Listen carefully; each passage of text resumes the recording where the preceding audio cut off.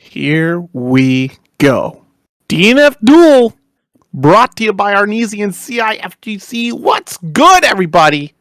I'm Zero, one of your commentators, alongside RetroMary. How are you tonight? I'm doing well today, thank you. Hope everyone else is doing wonderfully as well. We hope we have a wonderful amount of participants coming over and playing in our wonderful tournament. So I hope everyone does well today. Oh yes, it's going to be that time to shine. You know, of course, this upcoming weekend, see Otaku. So perhaps some of y'all are going to that event, going to get some extra DNF Duel practice in for this weekend. Arc Revo stop, so it's a big one. It's a big one. Coming hot off of ECT as well. You know, y'all have been playing tons of DNF Duel, and the game is involved in such a way. I'm really curious to see how things have shaken up. I'm hearing we got a few Crusaders in this bracket, which is fascinating. Truly fascinating. I thought folks abandoned the holy light that is Crusader. And here we are. Like when the Infinite got patched out, I'm pretty sure a lot of people dipped, lost the faith in the Holy One, as it were. However, there are some that persevered, and those are the true Crusaders. Hallelujah. Amen to those that persevere. But, you know, we still have infinites in this game. You know, we've been seeing the scuttlebutt of Grappler out here. You know, you gotta be careful with that one. Grappler players. You can't trust a grappler. I mean, the mantra continues, the rhetoric continues. Grappler players cannot be trusted. I feel like, honestly, whenever they're like, oh man, look at that. There seems to be this new infinite. Don't worry. We took it out. Here's another one. But, you know, that's also what makes these types of games fun. Like, if you look at, you know, one DNF Duel in another aiding game like Marvel vs. Capcom 3, or even in Battle for the Grid, infinites are definitely a thing of the game. Sure, it's unfortunate if you get hit and get TOD'd, but I mean, hey, when you're playing a tag fighter or an explosive fighter that aiding has been known for, you know what you're getting into. You know what you're signing up for. The Tatsunoko versus Capcom vibes are alive and well in DNF Duel with some strikingly similar mechanics. For those that have played it, you might recognize a few Baroque combos. That's Baroque, not broke. But yeah, no, it's really interesting to see how things have turned out. We've seen the rise of Ranger a lot lately. You know, of course, Hitman has definitely been one to check out, and Striker got a little bit touched here in the most recent patch, but you know, players have been smart enough and strong enough to find additional routing to make that character still just as strong as they were before the patch. Swiftmaster definitely got nerfed.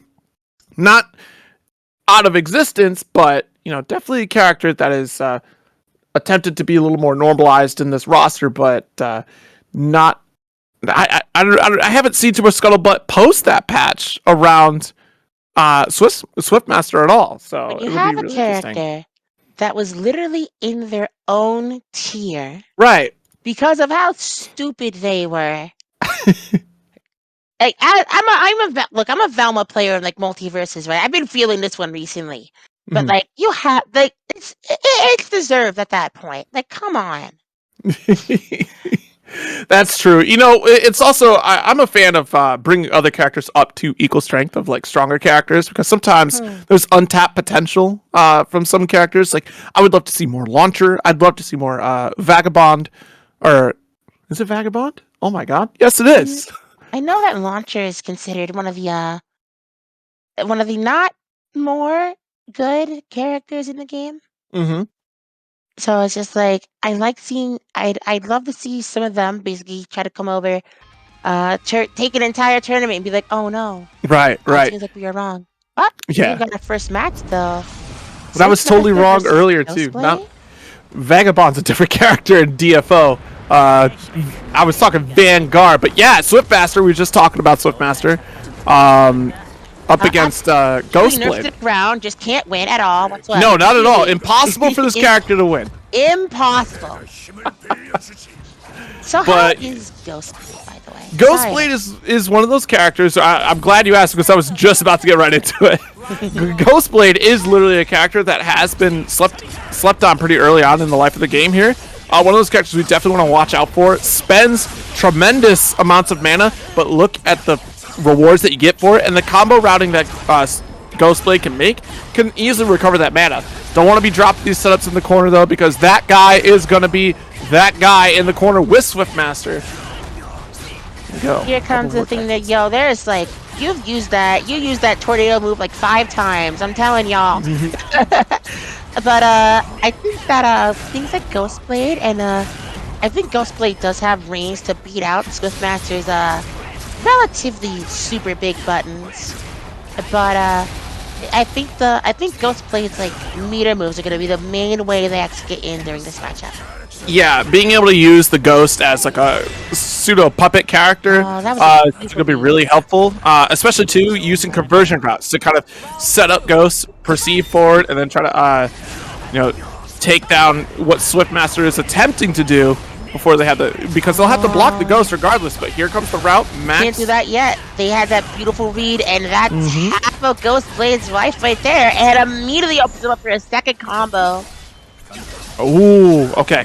Wake up, press some buttons here. Nice spend right there. Gonna get a little bit of that scratch damage taken care of. Coast to coast we go. Ooh, no, a little early drop. That's unfortunate. Not gonna make it. So now this should be Swiftmaster's win if they don't drop this combo. Yeah, oh yeah, you got plenty of mana. Oh, yeah. Yeah, I was gonna say, it seems to have done a lot of scaling, so that might be actually a not great damage. Yo, well, we're in awakened state right now for Ghostblade. Headset Audio's chances here. Just spend it. There it is. No, too early, too early. Oh, no. And with the 2 DPs. Oh. For shame, for shit. That's unfortunate. You should have been able to finish it right there with the awakening, but popped it too early. That is unfortunate, and that cost them the game too. Shoot, like one mistake out here, really coming in, making sure you just can't survive. That's the name of the game here. You will pay for your mistakes, just like this one right here. Headset Audio overextending, and that guy gonna be the one to get this corner set up. I love the cross under right here. Absolutely beautiful setup from Swiftmaster. They know they want to keep that corner, and a beautiful job baiting them to press some buttons, open them up for a wonderful corner loop here. And here comes another, coming over and making sure that damage is getting as large as possible, and then setting up the Ghostblade wheel so they can cross them up eventually. Okay, gotta back off. Great recognition from that guy, but unfortunately gonna get caught by Headset. And look, we got to finish our food here. That was a beautiful opportunity to get it confirmed because of the crumble state. Headset not ready for it, though.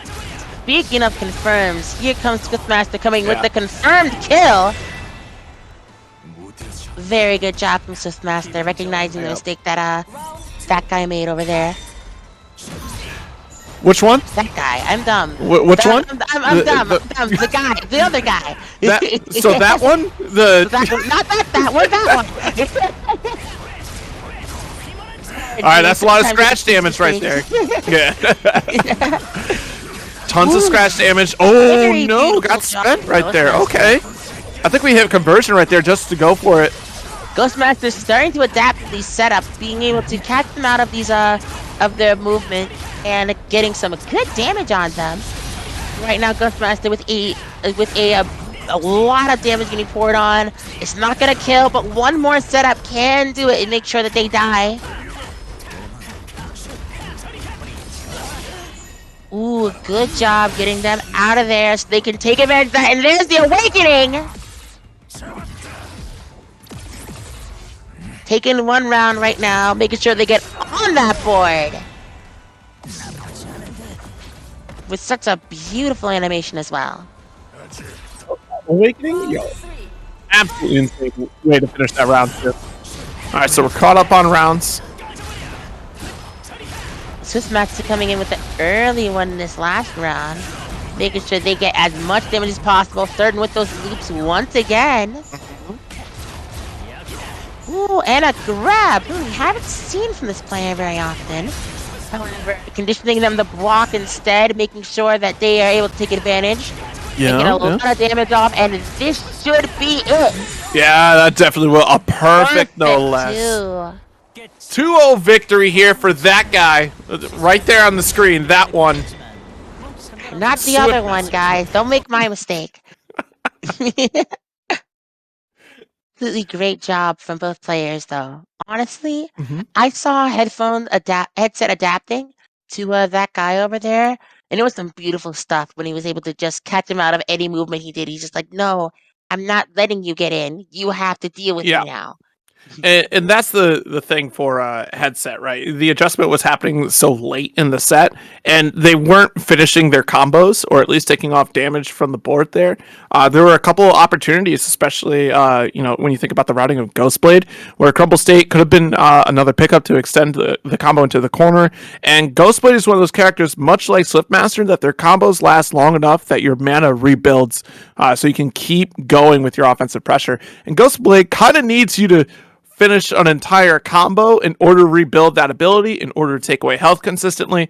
It's a strong character, but not one of the easier ones to really kind of pick up and play with to see a ton of success. Neither is Swiftmaster by any stretch of the imagination, but there are some characters that reach within the range of Ghostblade that can be a little bit easier to execute. Like Hitman comes to mind as a really easy one to kind of just you can follow through it. Plus that awaken ability as well adds to the ease of use on top of that. Plus a lot of excellent buttons. But Ghostblade's strengths, again, tons of great buttons, and then on top of that, being able to cycle out your mana usage by routing correctly is going to be really important for that character. Yeah, absolutely. It seems like a lot of opportunities were just kind of missed. And overall, Mm-hmm. I I I see why Swiftmaster was nerfed so much, especially with all those loops that they were able to do in the corner. Yeah. I'm just like, there's no way you can give that character more damage. Yeah, that Like, was the scary thing, right? That was definitely a character, and the way they're patching this game is really fascinating. They're not trying to do anything over corrective. And the last two patches that they've done, it's been very light and then kind of wait and see, right? So they take away the obvious, not so fun things. So the Crusader Infinite we talked about at the top of it, right, was that's like, hey, this is not fun for anybody, so let's remove that entirely. But also let's increase they increased the hurt box of Enchantress a little bit in the first patch, so Grappler could hit a little bit more consistently. And then for this most recent patch was kind of like their much larger one. And granted, it's not as large of a patch like we're used to in other games. It was definitely a very light patch, but also this is one of those games where if you manipulate a character one way or the other a little bit too much, you might have a real problem across the board for that character, whether it be that character is too strong or that character becomes weak because of unforeseen results or a domino effect of that nerf or buff. So it'll be interesting to see how the game grows. And I think it has grown quite a bit too. Simply, we still have Swiftmasters out there.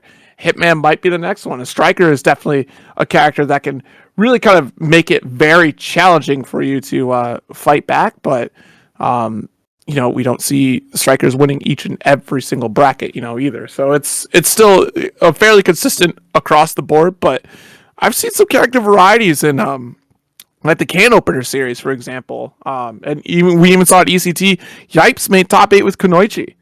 And that's not a very common thing to see. seems like there's a lot of how do I put this? There's a lot of characters that are really easy to pick up and play, and then there's some characters that are just you don't you don't pick them up per se. You study with them, you go on a date, you then go over, get married together. Okay. That's the character you're using now.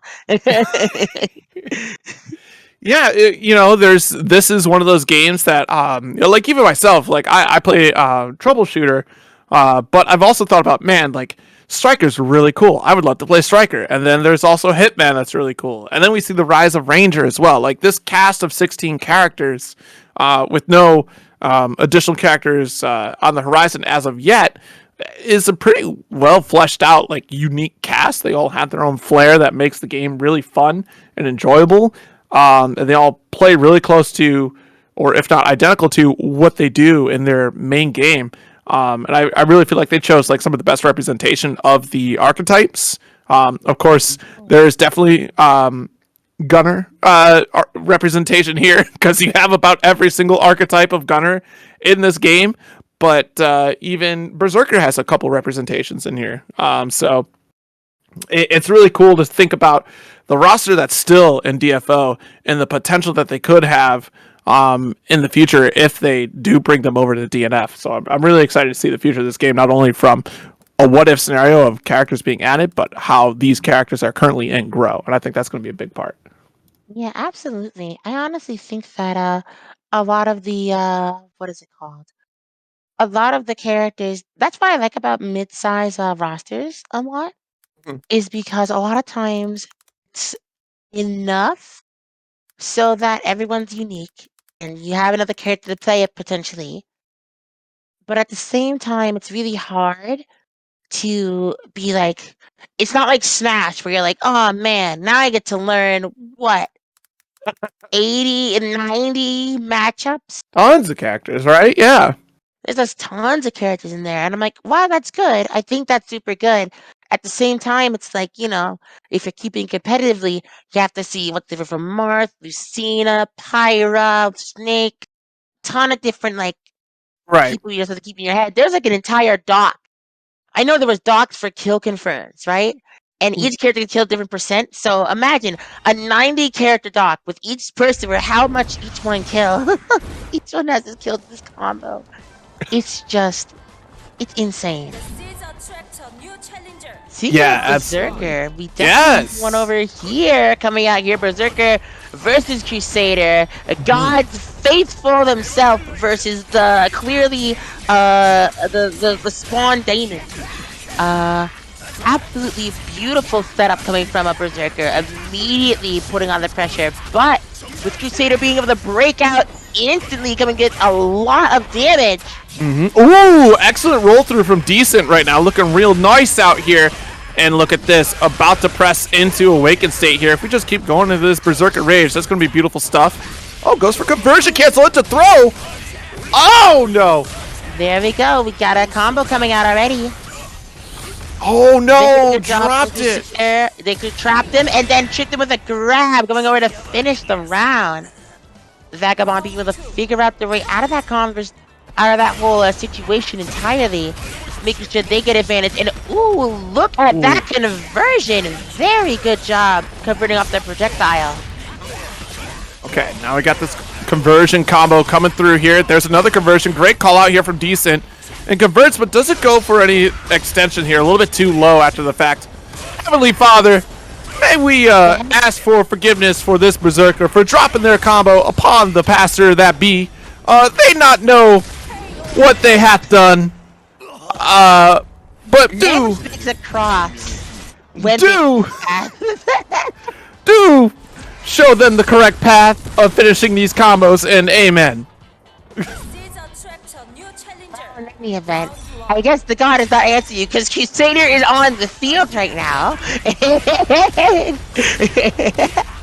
Nice spear pickup. Beautiful combo coming over there. And a great job using that guard pressure to go over and then trick them into a grab once again. Seems like Vagabond has a read on Decent. That is a good confirm coming into a kill. That was sick. I just feel like that had crouching medium punch Ryu levels of confirm. Like, that was insane.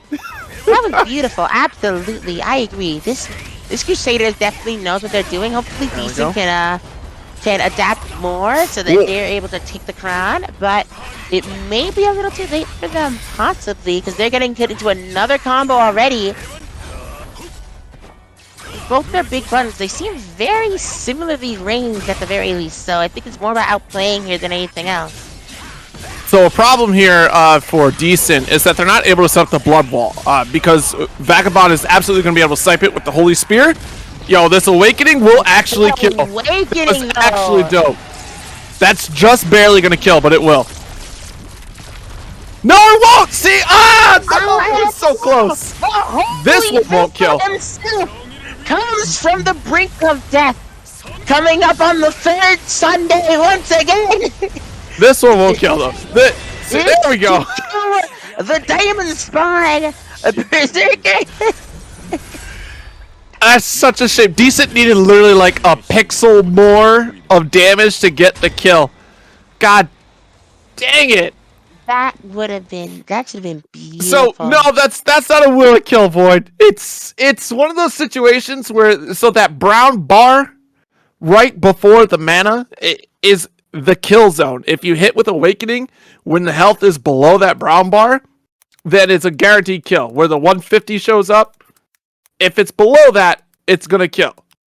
If it's above it, or a pixel above it, it'll still be alive. And it was close enough, I got mixed. This is one of those games where will it kill does not work out. This truly is unfortunate. Yeah, you know what? Do will it kill off of the initial hit. Like if it's like a 2A or like a 2B, freeze frame, will it kill? Actually, definitely. There should be a game where it's like you have a combo. You just have a combo starting. You see it, will it kill? You see the freaking. You have to examine the health bar and everything, and they do like a full combo before they kill the opponent. It's got to be the full. Yep, it's got to be like a crouching light or something. Like that would be significantly harder. I know SageM does will it kill off of like supers and whatnot, but I want to see some of the hardest stuff. Like, could you imagine Ken Street Fighter V standing light kick? Does it kill? Like, do you pick up a combo off of that? Does it kill? I mean, and then they just cancel in the Shin Shoryuken. Oh, see, nope, didn't kill. Shame. Unfortunate. Oh boy, but yeah, Crusader, one of those characters that I thought I would never see again, and for whatever reason, that character's popularity has grown. Bless the man. Say your prayers. Blessed be this man for crossing his chest when he grabs you. He crosses his chest when he grabs you. That is something I just learned today. I am obsessed about this. Crusader blesses the throw. May this throw do ample amounts of damage to my opponent. Cool.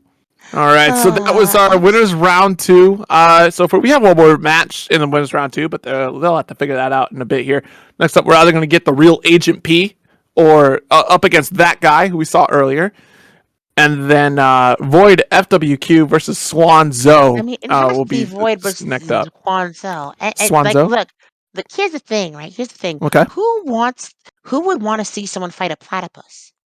That's true. A platypus? Parry the platypus! What? Oh, boy. Time to say, I loved Phineas and Ferb a bit too much when I was younger. You know, I've always got it. But the joke is that you don't immediately call out the platypus because it's just Agent P, right? So you just chill, relax, and then the moment the Trilby hat shows up, that's when you exclaim, "Parry!" I absolutely love it. Thank you very much. I'm glad that I see a good Phineas and Ferb fan out in these streets after so long of not seeing anything. Yeah, it's probably 104 days of summer vacation, and then school will come along just to end it.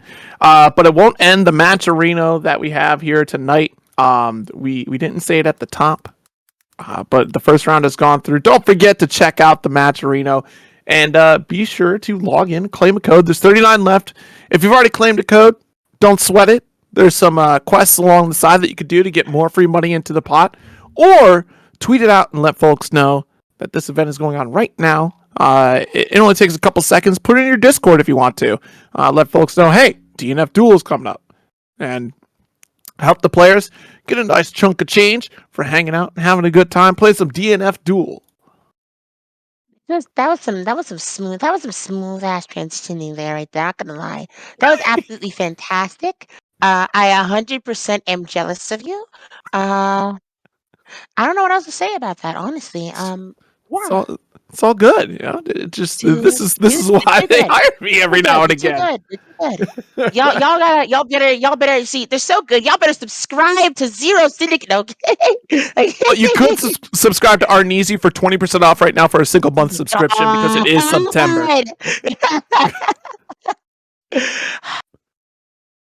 Yes. You're dope.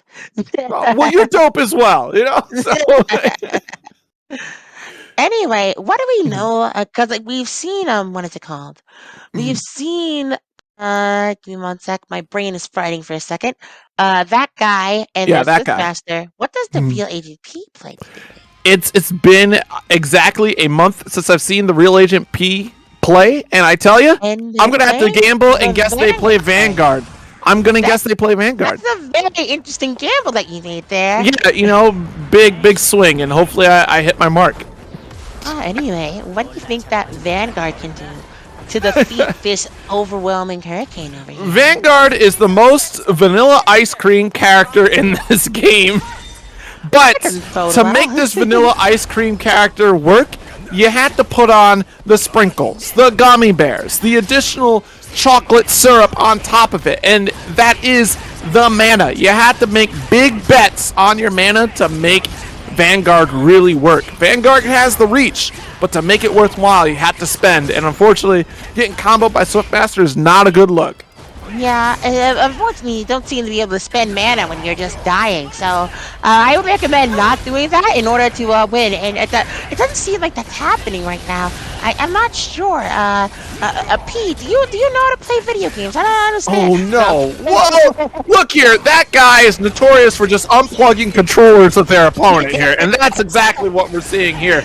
Oh my god! Jeez, that guy coming in and keeping them entirely out of distance.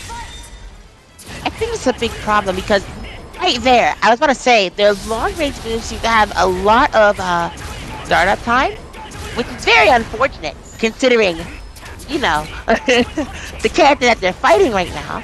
Yeah, this matchup is a nightmare for Vanguard, right? Like a bit hard.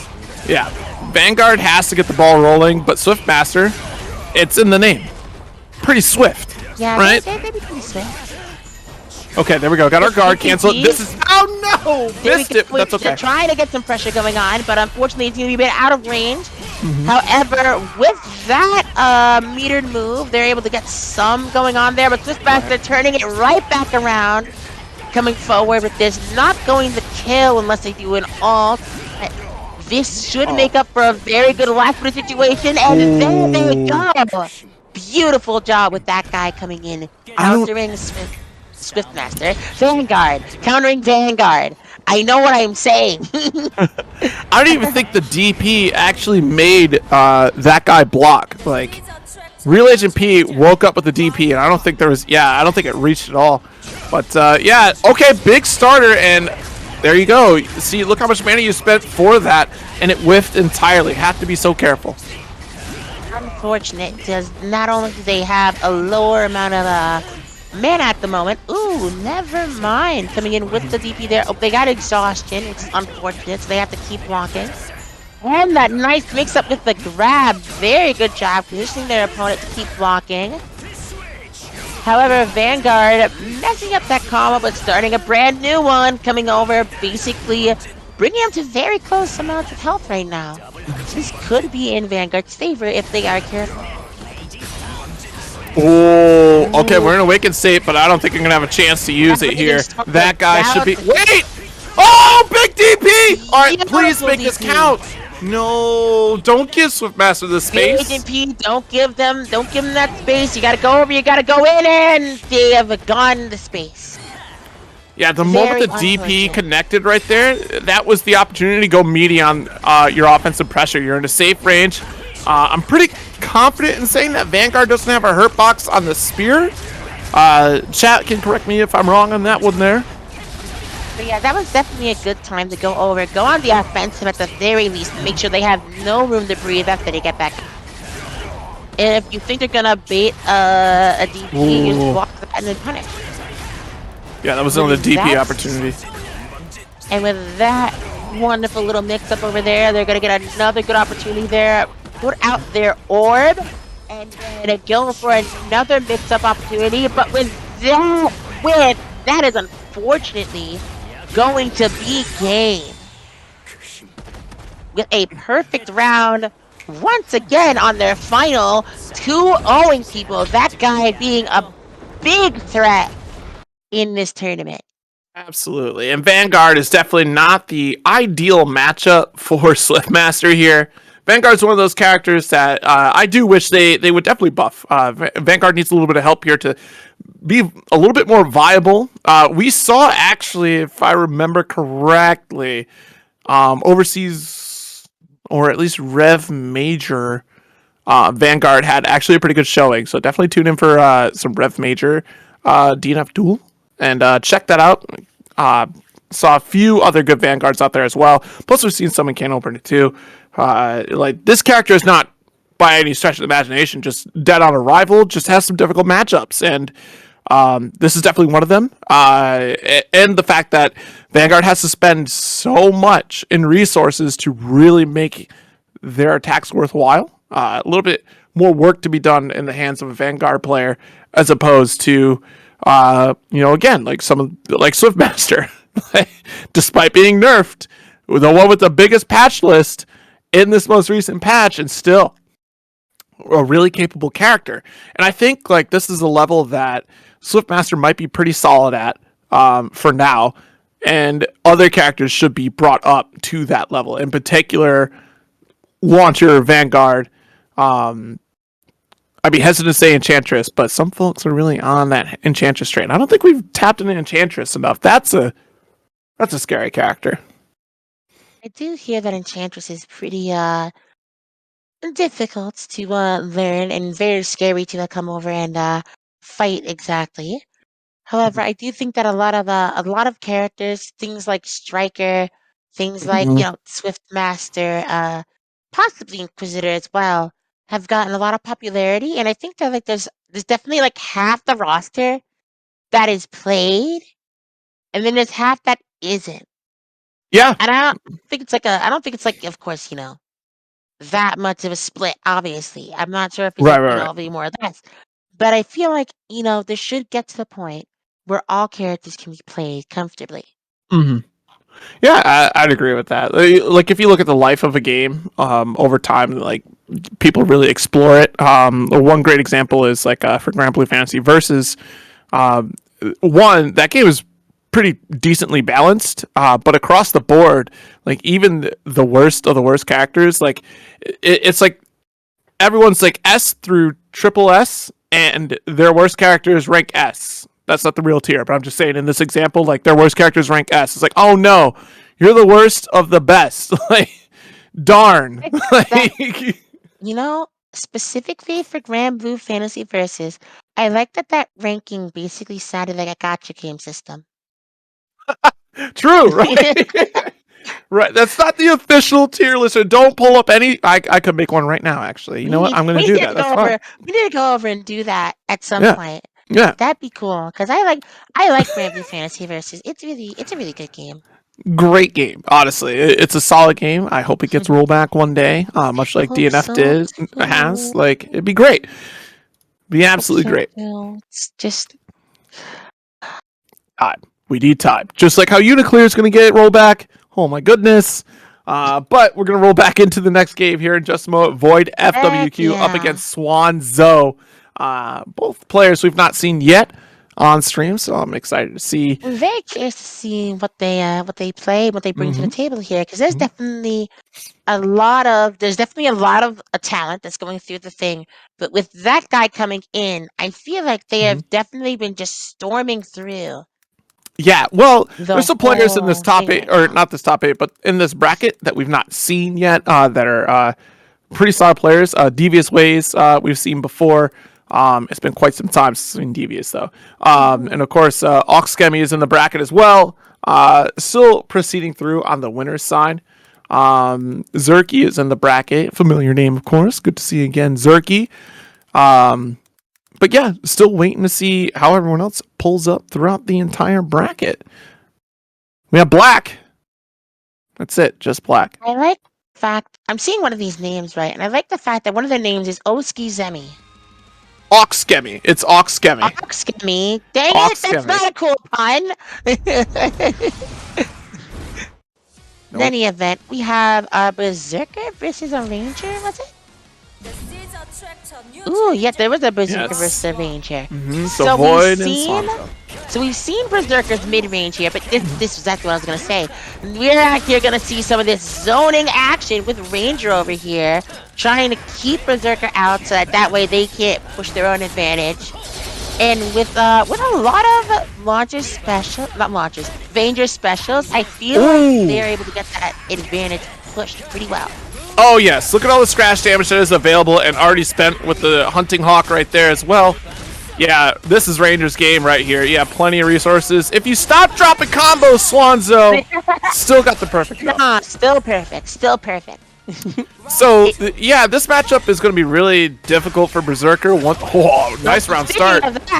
But one thing that Berserker can do is set up the Blood Wall to help out right there for the forward approach. But Ranger will not let you get that set up at full screen. At full screen, Ranger has you on lock. I think that one thing that especially can be done is that tornado move that Berserker seems to have, so that they can suck them in, so that way they're able to force Launcher to go into their range, which is where they would probably have the advantage if they. There we go. Like I was saying out here, Berserker coming in, finally starting to get that advantage out, but with the wonderful gunshot, Ranger takes them out.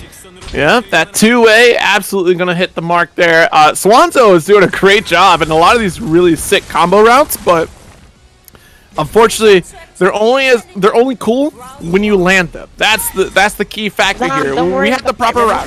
They got a perfect round. That means they made no mistakes. This is true. Ooh. All right, good counter poke here from Void. Beautiful job getting a massive combo, doing half health already. This is going to be a really big lead that Berserker is going to need, because Rangers out here is going to try to start shooting at them. However, with that opening, that could just kill it if they have an awakened state. No, that would not be the case. Yeah, they just need at least one more rep in the combo to get the kill here. Didn't have enough mana to finish the job. Just waiting for one more opening. Oh, that guard break! Guard break is going to be a factor here for Swanzo. No more mana resources, and I can't believe it. They made it out of dodge. Out of that situation alive. See, Void could have continued to press the offense in that corner. Had to pay attention to that guard beater, because it was still basically Void's turn. One more touch, it would have been guard break, and Void could have got the punish and the win. Ooh! The beautiful roll bait in the grab. Very good job sending out your projectiles there, and then comboing into your gunshot after the name. Very beautiful, very stylish. Okay, we have conversion. Oh, we didn't really need to spend conversion though. We weren't pushed back too far. There we go. Got a counter hit. Try to get that pressure, setting at the blood wall, having the DP coming out, try to make sure that it doesn't go off. And with the opening scene, Roger takes their opportunity, and Ranger wins the game. Very good job from Swans of keeping Void at a distance and kicking him down into losers. Wow, that was two. Oh my god. I didn't even realize that was two already. That was two. Wow, Ranger. Very quick. Yeah, Swanzo is out here, you know, putting on the styles of Ranger. Ranger, again, one of those characters that folks didn't want to talk about for a little bit. And now that, you know, we've addressed one situation of block stun from Striker, now we really need to have a conversation of the block stun from Ranger with having a guard break combo route, which is very terrifying to deal with. And it's safe, right? You throw out your Hunting Hawk. There's no need for Ranger to approach. It can still apply pressure given the right amount of mana. And that's a terrifying prospect, especially in a corner situation, no less, too, because then you're able to route more with just your special attacks rather than your mana special attacks, which you can kind of just keep stacking over and over again. But that being said, there are characters that do have counters against Ranger. Void definitely represented a few options. The mid-range is a great option. But again, like, managing resources is really important in this game. You don't want to be caught without mana. You don't want to be caught overspending. And guard gauge is another resource you got to pay attention to. And we'd have a completely different story if Void would have capitalized on that one more touch that they needed. Yeah, most definitely. If Void was able to get them on that second one, that would have been at least one more game where they could have adapted a bit more and make sure they gotten through Rangers zoning. Mm-hmm. Yeah, Absolutely. absolutely great sets coming from these players right now. I'm loving this game already. It's really super awesome. Keep in mind, I don't play this game very often. I've more just kind of seen it, and I'm using kind of general knowledge of fighting games to determine what is going on here. But I genuinely think that it looks really cool and super awesome. So I'm more curious to ask, what's your favorite part about the whole game in particular? Um, one thing I'm really like a big proponent of is the ease of access for looking cool and feeling cool. This game has achieved that in spades, and the ease of doing that is just absolutely tremendous. One, there is that fear, right, of just, oh, well, simple inputs means that there's less complexity. But then we've disproved that not only with Dragon Ball Fighters and Grand Blue Fantasy Versus, but then here as well, there's like additional complexity. Like, sure, you have your actual input, you have your simple input if you want to do that, with minimal difference as far as mana spend on that. Like the difference is negligible between doing actual input versus simple. But at the end of the day, you can pick up this game, just press buttons and look really cool and feel good doing it. The art style of this game just makes everything look great, and also the respect to the source material in general is such a huge win for me. Like, just something that probably couldn't have been done maybe 10 years ago, right? Like, yes, Guilty Gear Xrd looked freaking awesome, but looking at the engine now, and how Strive looks, and then you look at this game in particular, it just looks absolutely amazing.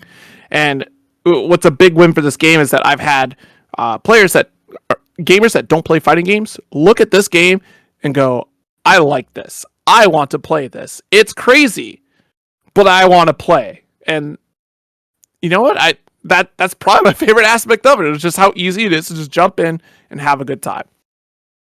I think one of my better things that I've been seeing is, and this is more a general thing and not just with like DNF Duel, is like the overall use of simple controls. Mm-hmm. Because I have a few friends that are disabled and like have and are either like, blind or possibly just Mm-hmm. can't use their fingers very well just due to condition they have. Yeah. And it's like simple inputs absolutely would be wonderful to have in any fighting game. Mm-hmm. And I don't care what anyone says about complexity.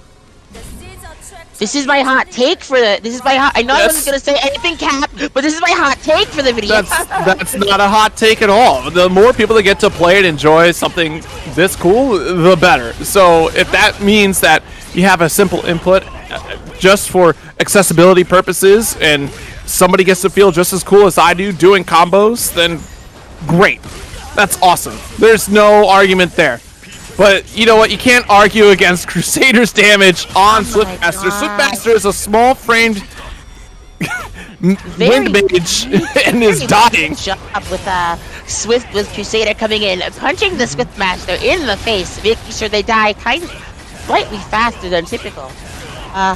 Hopefully they'll be able to, since Vagabond has met them before, we've seen both these played potentials in the past, just recently. So we can see, hopefully, that Swiftmaster is definitely, the power of the Lord has come through. It comes back to bite that guy. We saw earlier in the bracket that guy doesn't 100% finish corner combos, and right there, you're paying the price. You can't make mistakes in this game, because when you do, you're gonna pay for it, especially against a character like Crusader, someone who has more health than Swiftmaster. So you got to make every hit count as Swiftmaster, and Crusader can get a few hits and pay it back double. Yeah, Swiftmaster's definitely. I'm definitely feeling the fact that Swiftmaster has much less health than Crusader and has to open him up a lot more, which is great for Vagabond, because taking out this threat from the winners bracket would be a major victory for them. And there we go. Already beating the first round with their Crusader. Going for a good shot at trying to get rid of Swiftmaster. Hopefully that guy can adapt a little more. finish off the corner combos and hopefully get out enough damage to kill our Lord and Savior, Crusader, and Vagabond. Arneezy, I can't even believe it either. Ryu just appeared in the game. I always knew Ryu was a holy man. Man, imagine a holy man coming out to you and just saying, sure you can.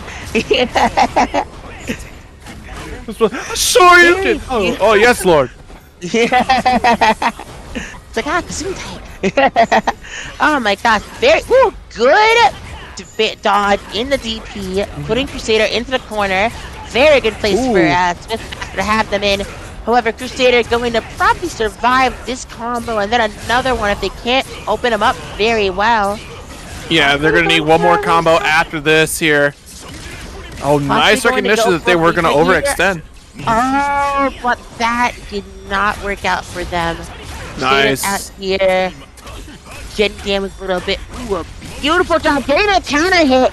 Taking as much advantage as possible. No, too early! Oh, we could have got one more round, I'm pretty sure, on that. However, they could open them up with this if they're not careful. Yeah, I think we could have got one more route off the wall and then absolutely spend the awakening. But, yeah, you got the Gucci belt. You got to respect that guy. Ooh, that guy's got the Gucci belt. You gotta respect it. Swiftmaster getting themselves on the board here. Finally getting a win on them. And, ooh, a beautifully done trap by Swiftmaster. Very good job. And a great time going for Crusader. Coming in, going with a nice corner mix-up type div. Going over there with their wall. Ooh, and good range coming in. Reading their every move. Getting that kill. Making it 1-1 for this round. Repent for your sins. You thought that you could take down a Crusader. You're going to have to pay some additional tithes next week at service. Ooh, I don't think they want to pay for that service. They're out here just keep on punching. And then Crusader better punish them with the power of the Lord. Coming through at 1/4 health already. Crusader coming in with a nice grab mix-up. Very good job, but that opened them up. Swiftmaster coming in with a nice gruesome combo, leading them to at least half health. And then we're going to go over here. They're going to set up the thing, go for another mix-up, try to push their advantage some more. Nice grab. Oh, and open up with the projectiles. This might be it for them if they go into Awakening. No, they're not going into Awakening just yet, which means Crusader has another chance. Coming through using their good melee range, but that is that round, and that guy gets that point. Yeah, solid setups right there, especially pulling out the Vortex, making things very difficult for Vagabond to try to block. And again, that Gucci belt. When someone runs up on you with a Gucci belt, you got to pay full respects. No ifs or buts about it. Absolutely beautiful juggling for both these players. They're showing masterful use of their characters. As I think, again, I've had nowhere near experience with this game, but I can already tell this is basically as close to like top tier gameplay as we're definitely going to get around on Twitch. Oh my God, the damage! Very beautiful job with the what? I don't even know what that move is, but Crusader definitely won. With that one, geez. It's still hitting. It's still just repent for your sins. Repent for all the sins. I've already done it. Do it more. And that definitely beautiful light punch and a light punch and a light punch combo. Oh my God. Yeah, I think you're about to die here. That guy. And then that guy going down the losers. A very, very big win for Vagabond here, as that guy was storming through most everybody. So that was a match they definitely had to win. Cool. Absolutely. I mean, we're already looking at Vagabond moving on into winners finals, locking a position for, at the minimum, top 3. We'll see how the Lord's word continues on throughout the entirety of this bracket here. That guy will be going off against. We got a couple matches yet before that even gets decided. Loser side needs to step up their game here in just a bit, because Yeah. These people need to get going. I'm out here. I'm ready. I'm getting tired. Like, shoot, y'all are here. Y'all are here. Come on, you gotta get these fights going. I'm getting it's what it is. bored. Oxgemy is putting in the work against Dysphoria right now. That's what it is, and it's a climatic Obviously. battle.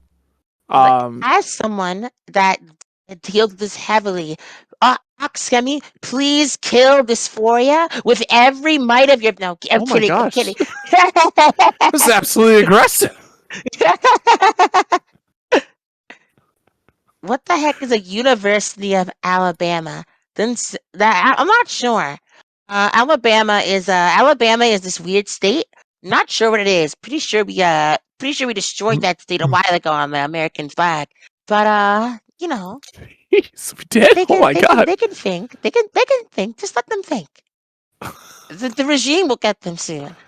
Oh, well, our next set is supposed to be Swanzo coming in, but we have to figure out what Dysphoria and Oxgemy are doing. So in the meantime, you can check out the match right now.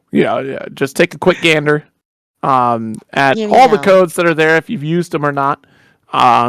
Feel free. Use the quests along the side. We have 32 codes left. Plenty of opportunity to say subscribe to the Matcherino YouTube, for example, as a quest, right? You get 20 cents to the prize pool and a 10-cent donation to American Red Cross. So that's a feels good moment, right? Otherwise, share in your Discords if you want to. Share on Twitter. Let folks know that, hey, DNF Duel is going on, and we greatly appreciate you helping out by using up these Matcherino codes. It not only helps the players, but it also helps Arneezy in a big way, so we can get these contribution codes, a little bit more pizzazz in the future, right? So as the tournament series goes on, there's definitely more opportunities here with Matcherino. So feel free to share, use up those codes, spread the word, and join on in for a good time watching some DNF Duel. Speaking of DNF Duel, with the tournament here, since we've seen a decent amount of fights go through right now, I want to ask you what you think. Who do you think right now are our biggest, are our big threats going into things like winners finals and losers round 4? Oh my goodness! All right, so going into losers round 4, it's a tough call. So I'm not entirely surprised that Devious is already sitting there in losers round 4 right now. It's interesting because Devious went down to Vagabond, which we've seen why, right? We just saw why. For a couple of rounds now, we've seen Vagabond play a strong Crusader player, which is even more surprising, actually, that we have a Crusader. Now, Real Agent P and loser side is waiting on either the Riptide or Black. And looking at it here, I think Real Agent P is definitely one of the players that has a real shot at making it a top 8. Beyond that, look, Real Agent P has scoping as Devious, and you can't ask me to cheer for either Devious or Real Agent P. I hope you all have a great fight, and I'm looking forward to seeing that. But it's been too long since I've seen Devious play DNF, so that's going to be a little bit of an unknown area for me here, so good luck with that. Void is also here on the loser side. We're waiting on knocking out decent actually in the loser, so that's surprising. And unfortunately, Void will have to wait a little bit here because we've got to figure out who's going to win and who's going to lose between Swanzo and whichever fight they have against Dysphoria and Oxgemy. I see Oxgemy advancing throughout this top 8 for sure. And unfortunately, there's so much in the loser set that we've not seen yet that it's a hard call. But Vagabond, definitely strong player, right? With that, I think goes without saying. That guy as well is definitely looking really strong right now. But Swanzo was looking real nice out there with the Ranger, and I think Ranger is definitely going to be a problem.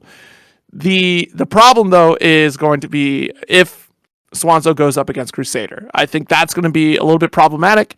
We'll see if Vagabond has an answer for Ranger.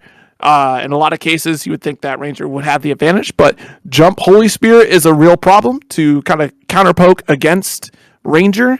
So if that's like the game plan, if Vagabond gets full screen against Swanzo's Ranger, it's a free snipe, able to close the gap with that as well. and it's nothing but a problem for Ranger at that range. But time will tell. We'll see if Swanzo even makes it into winners finals here. So we still got a little bit to go. How about you, Eddie? Anyone in particular you got your eye on right now? So, as someone who's not as familiar with these players, I Mhm. definitely feel like, again, Vagabond and that guy, two really, really, really great players out here Mhm. that are definitely going to, with that guy going into losers, Mhm. whoever gets up against them is gonna have a real challenge in their wake. Like, absolutely. And then, of course, Void being able to beat out Decent over there means that I think they're probably a pretty good player to look out for right now as well. Yes. Yeah, In because Luke, oh, sorry. Go ahead. no, let's say they're like they're out there. They're not even gonna go away. They're just like waiting. They're just you Yeah. can't hope for them to know that whoever wins in either A or like whoever wins A B right is gonna Mhm. have to go up against Void. And then if they beat them, they have to go up against that guy. And you don't want to go up against that guy because that guy's kind of rude. Yeah, well, you know what? Void's Berserker is definitely a character that I don't think got a fair shake simply because of the matchup that they had to go up against in Ranger. We saw some really great decision making and closing the gap against Ranger, but it's so difficult to do to really close that gap as Berserker if you're not careful. So I'm curious to see if Berserker will have a bit of a better time against that guy's Swiftmaster. We'll have to see what happens. Oxgamy still has to go against Jake's Bake. So that does mean that Dysphoria went 2-0 against Oxgamy. So that's interesting here. So Oxgamy is definitely one of the potential top 8 qualifiers here that I had predicted. So we'll see what happens. Still has to go up against Jake's. So it does mean we're going to get Swanzo up against Dysphoria here in the winners semis to round out and decide who's going to be in winners finals going against Vagabond. Definitely. That's one kid person I didn't talk about just yet. Swanzo. The fact Mhm. that he can poke at a range that almost no one else can, aside from Crusader, really is a big problem for Mhm. a lot of the people fighting in this one because they have to work their way in a little bit. Granted, Yep. some people like Swiftmaster have their like big tornado move, but without their wind ball setup, they can't combo out of that, as far as I am aware. So that's not a very optimal punish, which means they have to get up close and personal to start the optimal punishes, which would Yeah. suck if you're fighting a zoner. Yeah. So I do think that even against Swiftmaster, like there are some challenges you can make to one, get a knockdown and then set up with a vortex after the fact to really continue pressure.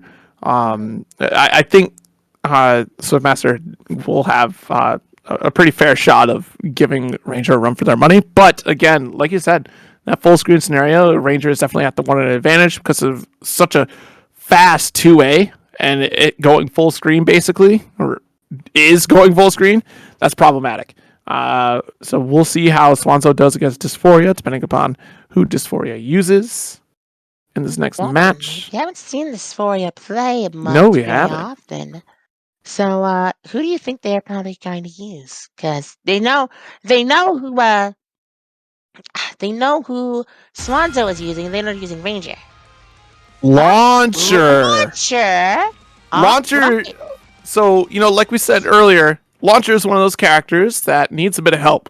That doesn't mean Launcher doesn't have a toolkit. Launcher can be, fairly annoying to play against, but I think Ranger is definitely a character that can kind of hold their ground against Launcher, and Launcher is probably going to have a bad time here. So we'll see how the opening gamut begins, and the trade does go off in Ranger's favor. I was about to say, I think that with how Launcher is, at least when how do I put it, portrayed, I do think Launcher definitely he Oh my has god. the tools to because Launcher would use guns similar to Ranger and has a decently far range kit. Oh, here comes. It would be hard for I think Launcher is a very while needing some help is particularly equipped to fight Ranger.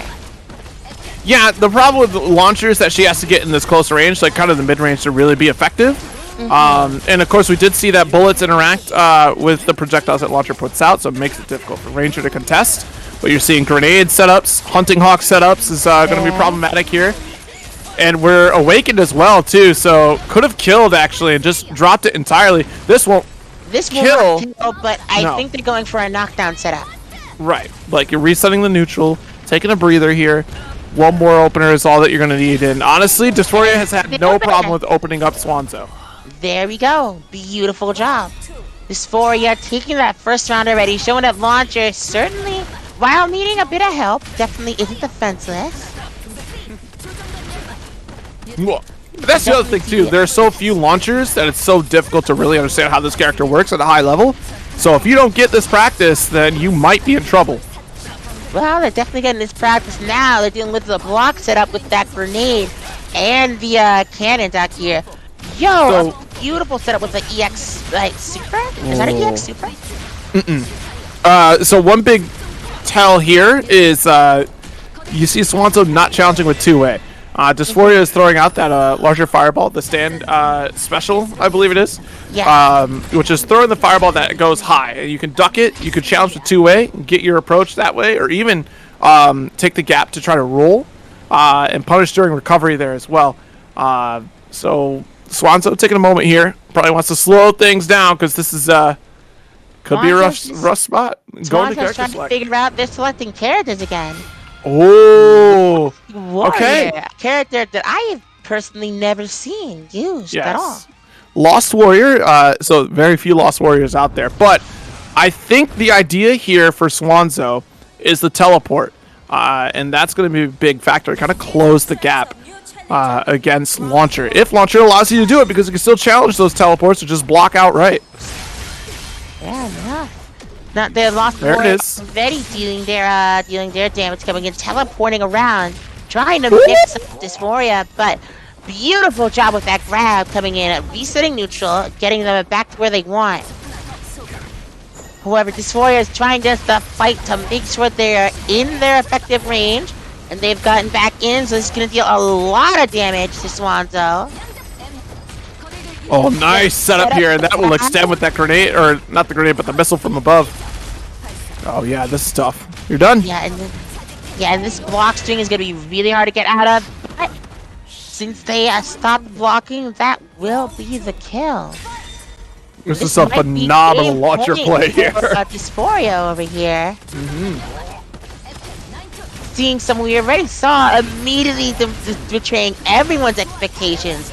Seeing Launcher out here absolutely dominating right now. But Lost Warrior is not out of it just yet. Coming in to teleport, and with that DP bait, doesn't punish. The block? Yeah, both characters trying to play neutral. However, Launcher getting back in, getting their signature setups going right now. Ooh, and this combo is probably going to kill. One more route. Got the setup for it too. Nice tech. Good setup. Very good job. And with being the dash in, goes over and kills Lost Warrior. That was some impressive launcher play right there. Absolutely impressive launcher play. Look, Dysphoria out here making it look like Launcher has no issues. Launcher's fine. Launcher's fine. I don't see the problem here. That was 6S. Okay, like the 4 missiles were 6S, right? Or is that like okay? So that is a very powerful 6S. I think the main problem seeming to be that it is very slow. Yeah. So that being the case is that like we saw a couple times where Ranger could have interrupted, could have made the punish there. But I think too, when set up with missile, because usually Dysphoria is pretty tight with that.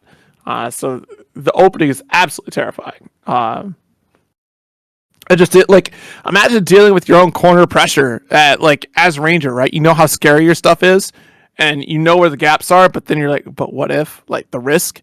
There's no conversion scare, at least when Dysphoria had those setups in the corner. So it's your opportunity to make that punish. Yeah, definitely had. I definitely think that they had. I wonder. Someone I really thought was definitely going to come over and basically go run through that match at least and have trouble with the next opponent, Vagabond, getting beat out 2-0. Mm-hmm. Showing that Dysphoria definitely didn't come all the way out over here for nothing. Yeah.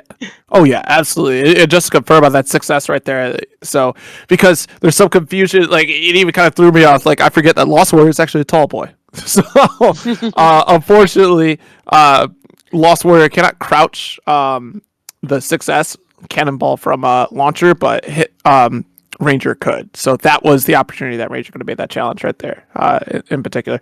Which is crazy to think about too. Like this game is definitely one of those games where like there are some character specific things you have to watch out for. But yeah, them's the breaks. Unfortunately, launcher is definitely even like just a launcher that knows what they're doing. Like, it is terrifying because there's a lot on the screen. We saw this like getting knocked down by launcher is terrifying. The shotgun blast can contest with fireballs in a very unique way.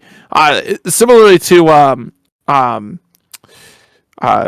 troubleshooter as well. Troubleshooter's 5B can challenge a lot of fireballs. Even still, like the 5S from troubleshooter will like explode most fireball interactions, which is the grenade. So that does help out against the launcher matchup. Ranger can contest, but unfortunately, Ranger only has bullets. The only other thing you could really contest with is Hunting Hawk or your own grenade, but you have to like hit the grenade mark. I'm pretty confident that grenade for Ranger doesn't interact like troubleshooter grenade though, so I don't think you could like trade a fireball for a troubleshooter or for Ranger grenade. But you know, so we've gone through a lot of sets. I'm going to take a little break here to let the rest of the bracket catch up, and we'll be back in a moment. So don't go away. We still have more DNF Duel action coming at you here. See you guys soon. Welcome back. Yeah. We are here. I'm here. Arneezy's here. Retro's here. Possibly here. Not sure. I might be over there. Whoa! Hope everyone's doing well, having a wonderful time for the tournament. Seems like a lot of bracket has gotten caught back up. Mm-hmm. Absolutely. So let's see who we have here. Yeah, our losers round 4 should lead the way with the Riptide and Devious Ways. And then after that, it'll be Oxgemy up against Void FWQ. Oxgemy taking it over Jake's Bake. Here we go. I bet. So then for this, I want to see, what are your predictions for our loser side right now? So this is where it's going to get crazy, right? So first off, the Riptide and Devious Ways. It'll be really interesting to see how that breaks down. Because what I haven't seen Devious, like I kept saying earlier on the bracket, but Riptide went 2-1 over Real Agent Pete. So that is currently the underdog upset right now for me. So I'm really curious to see how Riptide shows up for the rest of this bracket here in top 8. Oxgemy and Void, again, another one of those situations where I like both these players here, but only one is going to advance, and it's going to be a doozy of a match to watch, unfortunately. And I still haven't seen Oxgemy play tonight. So this being the first time to get to see Oxgemy, I'm curious to see how that will break down. Void with Berserker, definitely going to be terrifying, especially since Void took down Decent in the previous round as well. So that's going to be a real treat to see, the shakeup of the 3 new faces to the bracket tonight. Of course, Vagabond and Dysphoria up there too. Still waiting in the works for Windows Finals, but we have a few matches before we even get there. We're starting to whittle things down. Definitely cool that we're seeing some new people, even right up near when we're getting closer to the finals. Right. Really awesome seeing all this new talent coming around, especially with the launcher that just came over and expectations, for lack of a better term. Absolutely. Well, and again too, like it blew my expectations of like I expected a tough match against Ranger, but clearly we were ready for that matchup. Dysphoria putting on a solid offense, and more often than not, if a player is playing with a character that is deemed quote unquote low tier, usually that player has already embraced that fate, understands completely, but thinks about matchups in a very different way than a player who is blessed with like a top tier character. So they're already used to having to deal with harder defense and harder decision making, but they don't miss it, usually. Like if they are getting this point in the bracket, like hitting a top 8, 9 times out of 10, it's because they excel in the skill of, yes, my character doesn't have all the tool set of a Swift Master, of a Hitman, but I can make life miserable for people who have, one, not fought my character, and two, think they're allowed to press buttons on Wake Up. And that is exactly how Dysphoria shut things down here. Devious out here with the Kunoichi, and then the Riptide bringing another. How you got 666 matches? You know, you disconnected between every match? Like, wait, I won. Let me disconnect real quick. Nah, look, this man's out here embracing demon to make his godhood more strong. Absolutely incredible from our Yeah, really tough. Really tough swing there from Devious Ways. Like trying to make the dash up approach here, and unfortunately not going to make the connection. Now we got the block stun started. Nice, get a couple highs right there, but DP found the opening from Riptide. That DP very nice to try to make sure that Konoichi doesn't get much off. But as you say it, Konoichi's coming through, getting a lot of stuff off. It got them back in the block string. Going to find their opening again to try to make it out. You thought you could parry? No, you cannot parry here. Devious Ways with the delay of the gods. Very good bait from Devious out here. Devious! Get them the win. Devious, you can't DP on someone's Wake Up. You're not allowed. Stop it. Oh my god. Look, unless Riptide punishes them, Devious is just ain't gonna learn. Riptide has to go over and teach them the way of the Lord, otherwise they are not going to be able to win. Devious out here being mad disrespectful. Got the tornado trap going here. Got a couple high pickups as well. Goes for the reset. Got the burn state on, so that adds an additional block option. But it has to be so. Oh no, that's not what we wanted. We wanted to roll right through, and unfortunately was a little bit too late and got caught by the explosion. Very good job from Crusader, catching them with that explosion and being able to convert off of that punish. These delays are sick from Devious right now. The staggered pressure that Devious has, absolutely amazing. Going over, keeping them. Oh, it's over! There is the final. Absolutely beautiful game. Konoichi showing how come she is so revered. It's, again, one of those sleeper characters of just really underestimated because you don't see too many of them. But I'm telling you, Kunoichi does not want to give you a turn. We see the stagger pressure here from Devious Ways, an excellent corner positioning pressure from that. We had the flame seal on it as well, which actually extends block.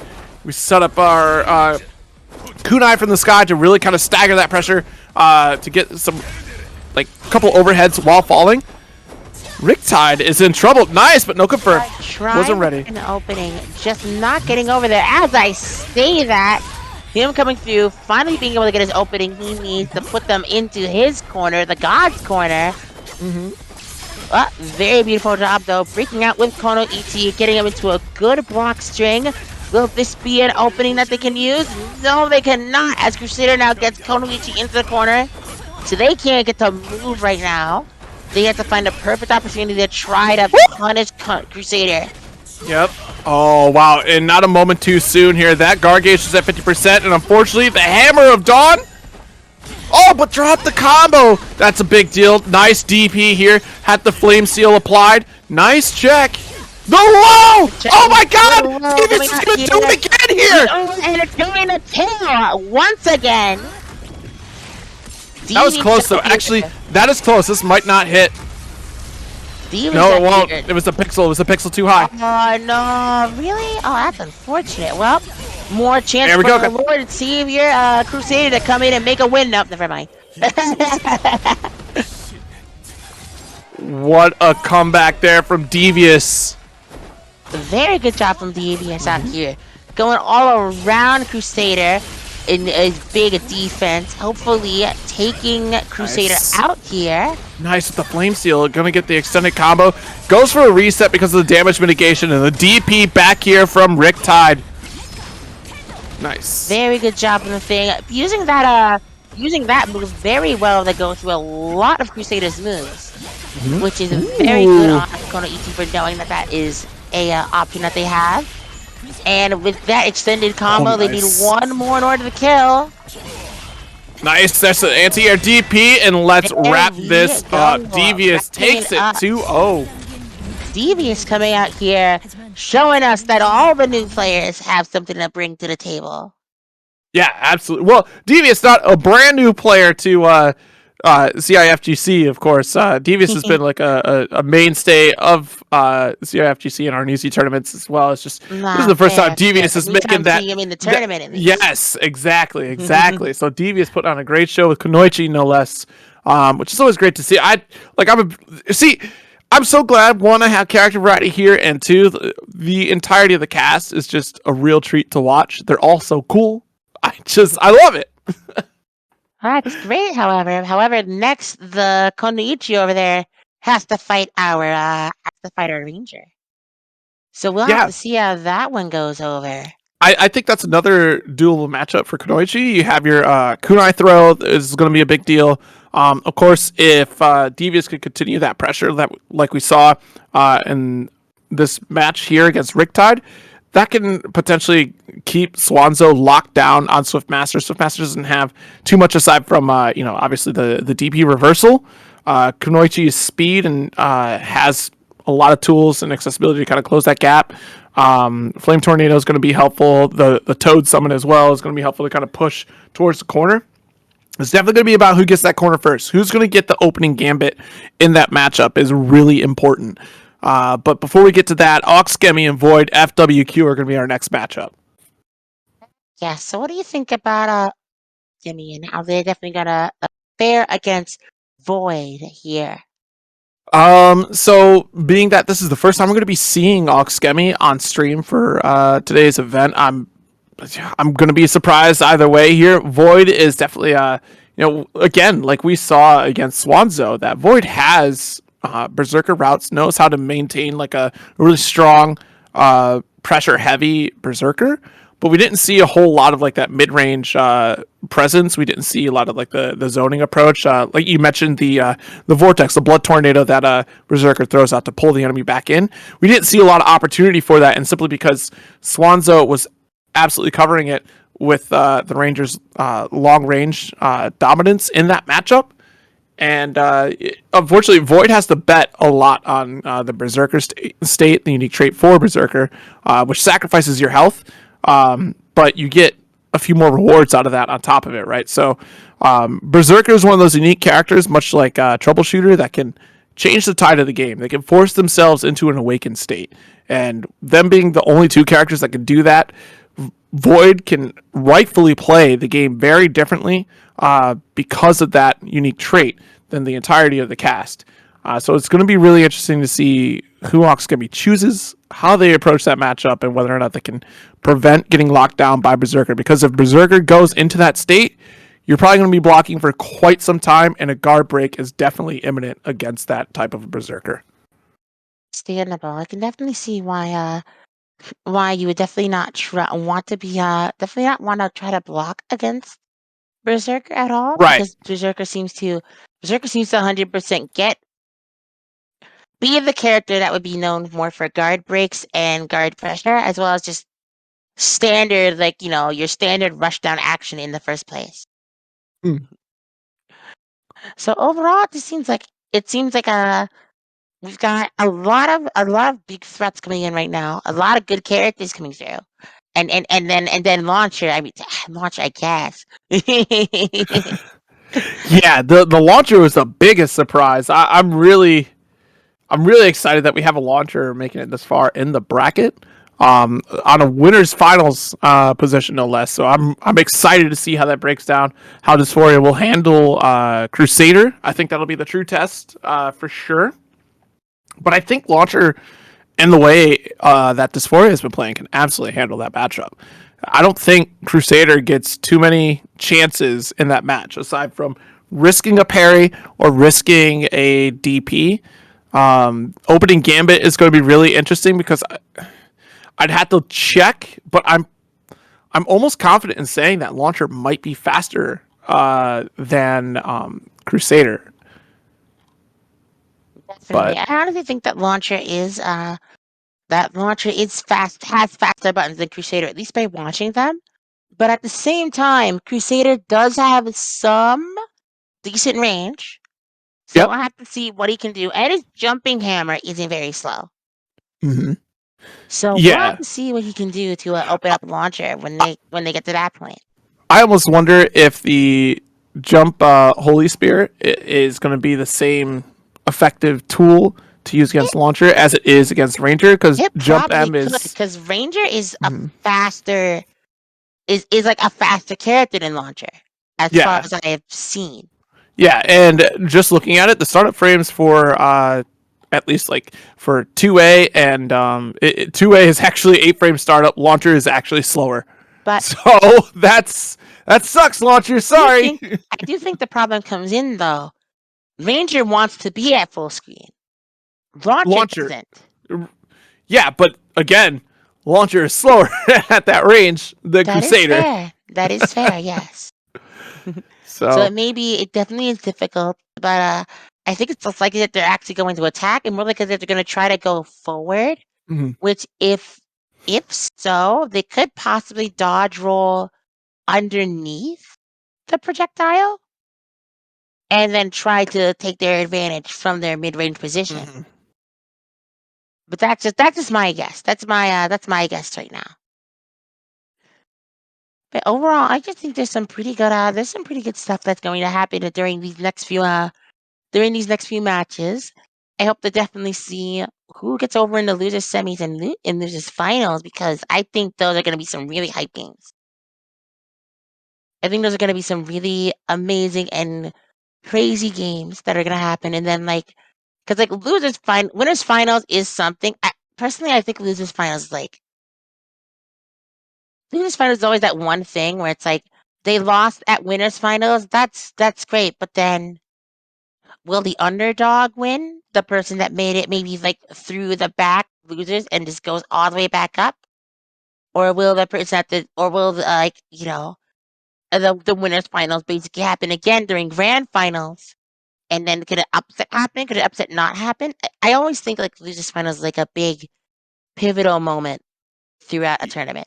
Yeah, it does depend too, right? Like there could be, the way the brackets break down sometimes too, it will be a player that never got to fight anybody on the top side of the bracket. So then the bottom player comes up through the loser's side and then just faces everyone for the first time. Or, sometimes we're really good about brackets and you get the double jeopardy, right? Of just like, maybe it will be Vagabond Dysphoria again in grand finals. We'll see. But at the end of the day, though, one of those two gonna be sitting pretty in grand finals, guaranteed the top 2 spot. They're already locked in for top 3. We're still whittling down to see who will be in our top 4. Just had to get a quick little lobby set up right quick, just to give Oxgummy and Void back on the cabinet. They should be tuning up in just a moment here. Just a reminder that will be Berserker, and Oxgummy is the one to surprise us all. Whomst will Oxgummy use? He's actually curious. I don't know who Oxemi is going to go with. We've Ranger! got Ranger. All right, fair enough. Oh, and I see that Oxgummies out here on a team, so it's just gonna look extra bad if they don't do well here. So good luck. Yeah, he'll be fired immediately after this. No more egg gone bad for you, Oxgummy. I think that's Oxgummy's alternate tag, because there was a player by egg gone bad before, but I think it's the same person. So here we go. Nice counter hit here from Oxgummy. I did like the combo that they used with the guns, so that way they were able to go over and drag them to the whole side of the other side of the screen, basically. Okay, look at the scratch damage from them. That scratch damage is amazing. One combo, there we go. all that damage is now taken. Oh, interesting that they opted to wait for the grenade right there. That could have been an opportunity to apply pressure on defense. Here's that Berserker state, which is sacrificing health. The conversion gave you no health. So a 6M will do the trick. They were at 1 touch anyway, so I could see why they were going to Berserker state over there. Ooh, very good job. I think the main problem here with Berserker is, again, just that long range and how fast these buttons are.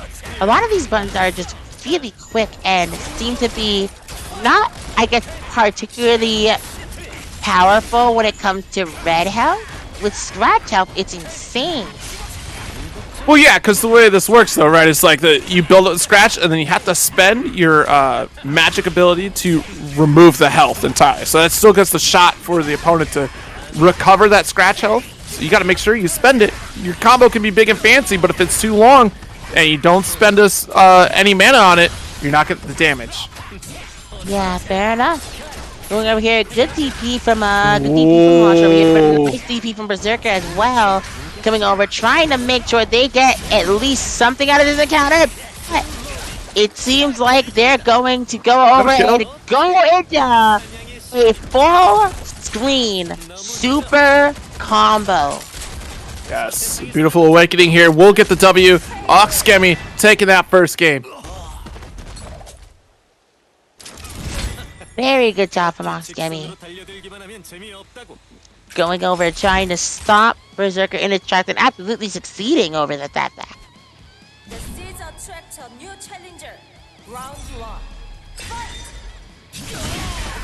Whoa. All right, we got to catch up a little bit here. Berserker's comboing. Yep, that's what happens. All right, looking at a good grip of damage here. Can't convert this and does. Definitely good job. Ooh, a nice wake up for the but a miss goes over, making Launcher bring Berserker into the corner. Just in a place where they do not want to be right now because Launcher can basically go anywhere, and there's the guard break setup. Woo! Yeah, but unfortunately, Void opened up a bit early, got hit. You know what? Maybe not unfortunate. Yeah, it's unfortunate. That's a terrible, dang shame right there. But yeah, freaking, it would have been, I think it honestly probably would have been a little worse if they didn't get hit by that. Well, the positive thing, though, is that Oxgemy was out of mana, so that was the opportunity for Void to open up. They just opened up a little bit too early. Fair. Very good job with the thing there, using these loops to come over and keep knocking up Oxgemy so they deal even more damage. Just gonna have to use it. There we go. Use a mana move so you can get that scratch damage off. And you're almost at awakening percent. And then go over here and you can kill with the awakening right now if they have it. They just got it too. There it goes. And that's exactly what I was talking about. Okay. Well, and we don't get to see the animation. This is unfortunate. Well, that's only because the game had started a little bit before we got to the spectating, so it's just a bit of a catch up here. But that's what I was talking about before the set started. We saw Void spending conversion to lose a little bit of health, but also was in the Berserker state, so health was dwindling away anyways, and they put themselves into the awakened state, and that's what allowed them to get the kill. That's what's so dangerous about a character like Berserker. Just has the potential to completely play a different game, force awakening state, which then gives Berserker a buff anyways, and makes it a bad time for whomever they're fighting against. It just makes sense. Definitely makes a lot of sense. I'm trying to go over and see what we can do here because there's a lot of video games being played. A lot of video games being played on those arcade machines. Very cool. I wonder what they're playing on that game. Are they playing DNF Duel? You know, that's what we would expect, right? Like they're playing or what if they're playing DFO? Because that'd be interesting. A real meta of like, you know what? I'm uploading my DFO account to fight, and then it's DNF Duel, right? But you know what? That's fair. You know, like it's funny because in Grand Blue Fantasy Versus, they make a reference to River City Rampage or River City Ransom, and which is an Arc System game, so Kunio-kun and all that stuff, and that's what they're playing on the cap. Is they're playing a beat 'em up. They're not playing Grand Blue. They're playing the beat 'em up. I like to imagine that DNF Duel is just PvP mode for DNF Online. Yeah. And what's crazy is that those characters are just as crazy in that game. You want to talk about broken stuff? Oh They're man, broken in DFO. see, when this game was coming out, I saw some combos for DNF Duel, and it was not DNF Duel, DNF Online. It was Yeah, like, God, why do you have 100-hit combos? Wait, why does it keep going? because it's all PVE at that point, right? For the most, it's like playing Diablo, but it's not. It's an anime hyper action beat 'em up. But it's literally at the point where it's like, well, if you see, look here, if you fight a boss, right? Mhm. See, if you're fighting a boss, at that point, if you hit them once, they are dead. Because then you get to hit them for 200 hits, and then they die. True. But I also like to see the combo look real good. And I was just like, yeah, that's not wrong. It's not wrong. It's just as long as you're looking cool, that's all there is to it. That's DFO. That's fair. That is fair. So hopefully we get Yeah, this.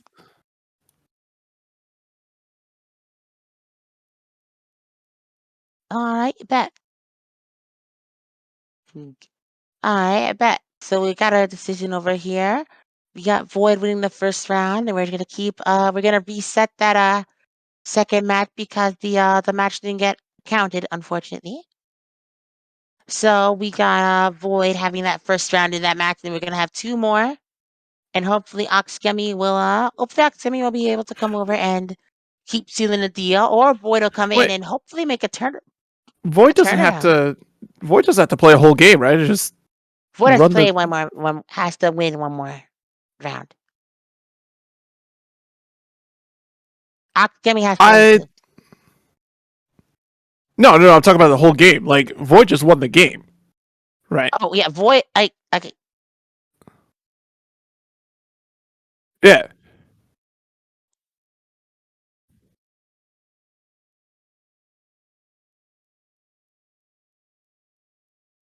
Oh, I thought that. Oh, okay. I didn't pay attention to the It's rounds gonna there. be game I thought it two, was. round two. Yeah. No, I thought it was the end of the game. So I thought it No, was. Okay. look, just because everyone's relaxing and playing video games doesn't mean everything's over. The fights have barely begun. Oh no, yeah, no. I just missed it. So I thought that was the final round of that game. So, but okay, cool. Just looking around on the board, since nothing carries over anyways. That's one of the easier things of a DNF duel to put up around. Fair enough. We go over and let's see what's going on over here. But yeah, we've definitely. Wanted to just time to thank everyone that's come over and played today. Y'all have done wonderfully, and I am incredibly amazed by everyone's skill and amazing talent. Void in a normal situation, if it was the middle of a round, yeah, take that. But that was the end of the round, so no, you don't get that. Sorry, like you don't get that.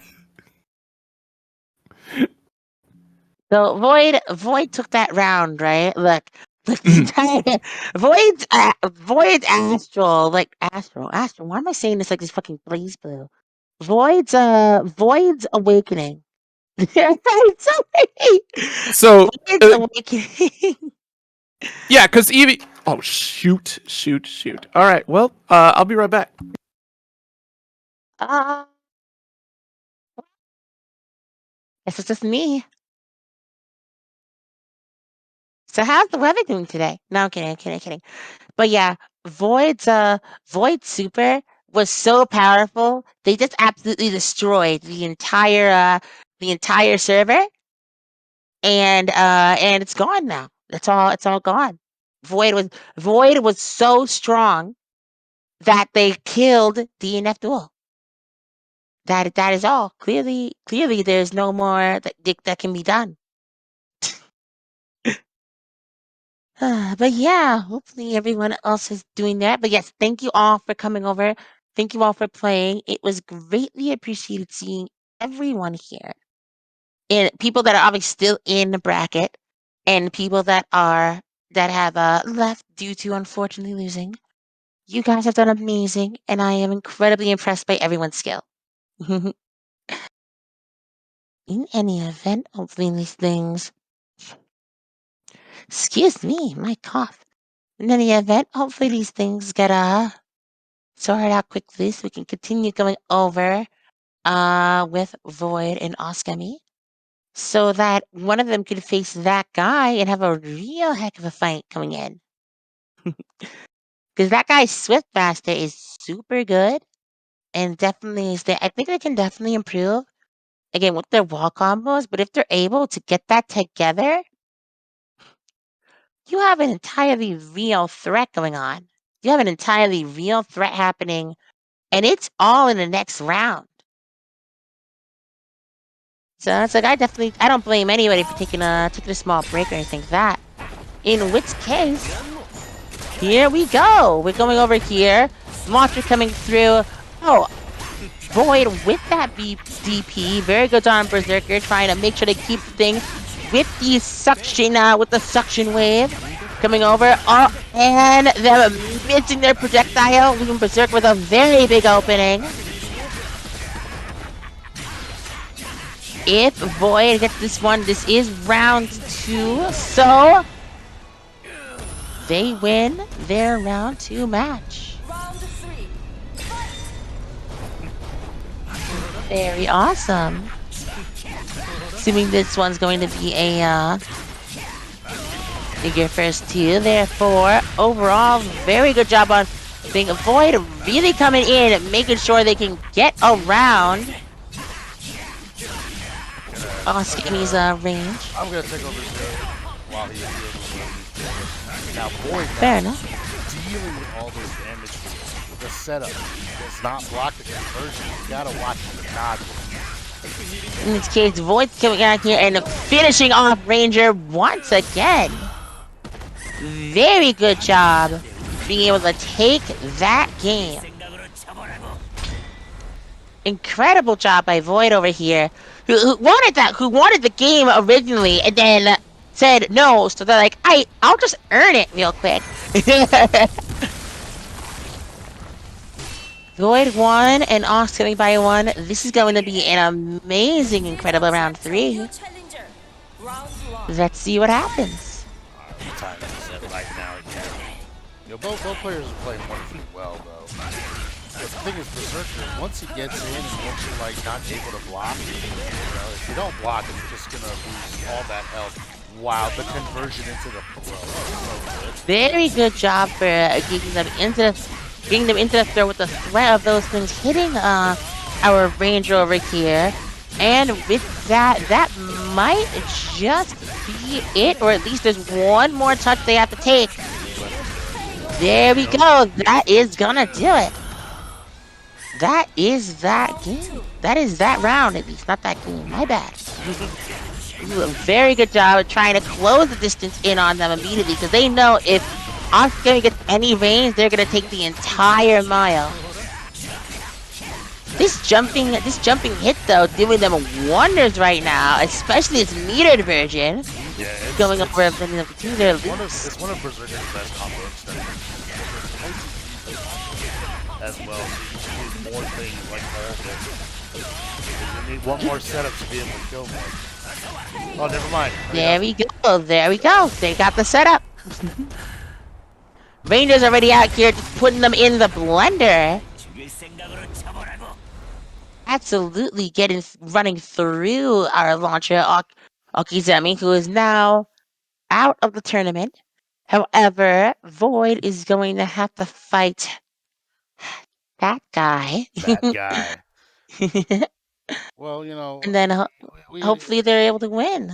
Yeah, I also call him Sova because he's from Southern Virginia, but he's just mostly known as that guy. Yeah. Void not being one that has seemingly fought that guy yet in the tournament.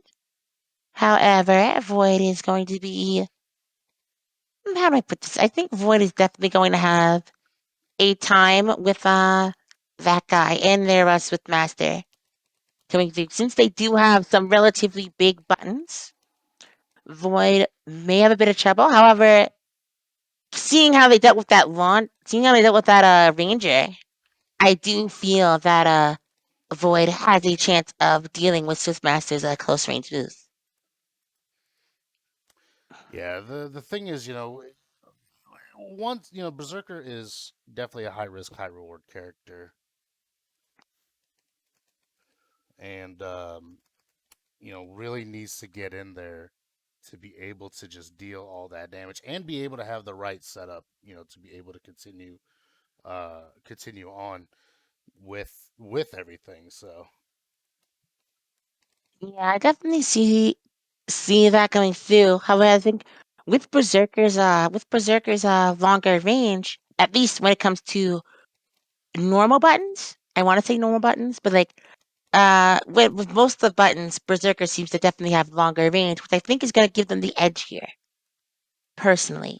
But I'm not sure exactly. As we've seen, that guy is clearly very skilled and able to destroy opponents that have even longer range than they do, just with using the power of their own of their setups. Because once they get in it once, they try to get in again and again and again until suddenly you're all out of health. yeah. Yeah, overall, this thing right there. Now that we have you on the mic, what have you thought of this tournament so far? Well, other than DNF just being DNF right now with the servers, I'm actually enjoying it. Understandable. I always like watching, DNF. I got to, I was at ECT getting to watch DNF. I actually played in it. Things like that. So I do like this game, and I'm glad that CEO Taku is gonna have this is an Arc Revo stop. But what's even better is that Zero is gonna come back on the mic. Heck yeah! Oh Hi, my Zero. god. I'm better to see it. Wait a minute. Don't put that much on me. Hold on. Yeah, sorry about that. Wow. For the first time in my commentary career, I spilled water all over my desk. Actually, like the first time ever I spilled water on my desk. That's crazy. There. It's okay. I'm patting my computer screen right now. There. I'm a normal person, just like everyone else. See, Arneezy? Like, you didn't have to make a big deal about my coming back. Oh my gosh, that's crazy. I'm just a normal person. You think that's cap? It's not. I've never spilled water on my electronics. Ever. I am very particular about that. Like, it's expensive. I don't do it. I'm cautious. I've had close calls. But that, I just basically punched my cup into the back of my wall. Meanwhile, there's me, where the first time I met a friend, I basically spit tanked on someone's computer. So, there's Oh my god. that. Yeah, that's. Oh That my was god. that was a bad moment on my part. Mm-hmm. That's a story to have. Yeah, that's a. All right, so The stories I have can there's some stories that are normal, and then there's some stories that just kind of start like that, and you're just like, well, I guess. I guess. I guess we can do that. That certainly is a thing that happened right now. Oh, well, unfortunately, I missed that last set. So who took it? Oh, it was clearly, see, the one who took it was obviously that guy. You missed that guy match. You missed that guy versus Void. That guy got to come back on Void? My goodness. Exactly. Except it didn't actually happen. Don't worry. So wait, what happened then? Void won against Oscar. Oh, Oxcam. Okay. Yep, I see here. It's 2-1 Void. Yeah. No, after the tragic disconnect right there. Yeah, even in an actual tournament, like if you were at a major, that would have happened too, the same way. Like, well, it was mid-match, but actually, the super killed you, so play on. Actually, the super killed them, and then they went to I went back for a sec. What happened? Actually, the super killed them, and then they proceeded to beat everyone at the entire tournament. Well, Void is here to run it back again, unswayed by the previous set. Able to continue it. We got a Berserker up against Swiftmaster. Here we go. This is going to be a very interesting match. With the short range, and seeing as we go for a round start, Swissbox is more short range confirming tools. They're going to be having a real problem against Berserker's more mid-range options. And there's the guard break. No! Void! All that scratch damage, you half meter! Spend it! Scratch damage. There we go, there we go, there we go. That's it. Beautiful job coming over, and a good guard break from Berserker over there. This is exactly what I was talking about in this set here. Like, Void had the sauce, had the pizzazz against Swanzo, but unfortunately Swanzo's Ranger makes life miserable for Berserker. This, the conversion high, let's go. Void out here opening up that guy. This is a perfect understanding of why Berserker seems to be a very interestingly good character. There it is. Ooh, again, like, Berserker does not play the same game that Swiftmaster. With the kill. Absolutely beautiful bait right there, and Void just showing exactly why this character is absolutely lethal. Being able, and honestly, of the two that can really force themselves in an awakening, Berserker's definitely the better compared to Troubleshooter, simply because of Berserker's trait to build back health by dealing damage. So, come on now. Berserker is crazy. Berserker definitely is very crazy. Swiftmaster, however, kind of crazy themselves, coming over trying to poke at Berserker. However, Berserker being more successful here, coming through getting a full combo off of their perks. There we go. Trying to reset it to neutral so they can get something off of it. Good job using all their meter to try to get that conversion. However, that DP is going to turn everything right back around and get them the advantage again. Void coming over here, going to kill that guy very soon. It'll be close. That's a lot of mitigation here, and we got it. That's the round. Woo, the dive. Would you start up there, that guy? I don't know. Oh, okay. Already pressed back into the coming corner. in. This whole entire excursion is amazing. We're seeing how Void definitely has mastery of this character and knows exactly what to do to convert off of any given hit that they get. The only adjustment that you would have to see from Void, and hope again the pieces were there against the Ranger previously, it was like, I want to see some range play from Void's Berserker. But overall, look at this. We have the set play on lock. We have the conversion setups ready to go, able to balance on one, going into the frenzy state, building up scratch damage for yourself, and rebuilding your mana on repeat. It just rinse and repeat your pressure. You had the guard break. It's an immaculate offensive play from Berserker and Void. Really well done set here. Yeah, and this time the server didn't eat our super. Yes. But yeah, overall, very good job from both players. They both did very well. Unfortunately for that guy, Void goes over into losers semifinals, while that guy is going that way away from the tournament. However, they're gonna have to defeat either Swanzo or Devious, of which now we're back around this match. How do you think that this is going to go? All right, so Swanzo on the Ranger, Devious was on the Launcher. Oh my God, it's gonna be a run back, anyways. No, wait, no, I'm thinking Dysphoria. No, my bad. Launcher. Look, the D's. Y'all got me mixed up here. Anyway, I think it's gonna be a good match. Of course, it's gonna be a good match. Yeah, this is gonna be actually terrifying to see here. I'm trying to remember who Devious played. What was Devious on? It's something gonna be interesting. I'm trying to remember myself. I'm just I'm dumb idiot that has been watching too many matches right now. So I'm sure we'll get reminded whenever the thing is coin. Thank you. Yes, that's right. Yeah, so we got our set play here. That's right. This is one I wanted to see really, really badly. I was thinking about this one because we did talk about it a little bit earlier to see what would happen if Devious did make it on, because we expected the real HMP to be going up against Devious, and that was going to be dependent upon how that set broke down. So Devious going up against Swanzo's Ranger. I do think that Kunoichi does have a little bit of a tricky time closing this gap, but Devious's pressure is definitely going to be one to keep an eye out for here, especially since it's opening gambit. Like I said before the set happened, whoever gets that first initial open is going to be so important because that's going to determine the momentum of this set between the two.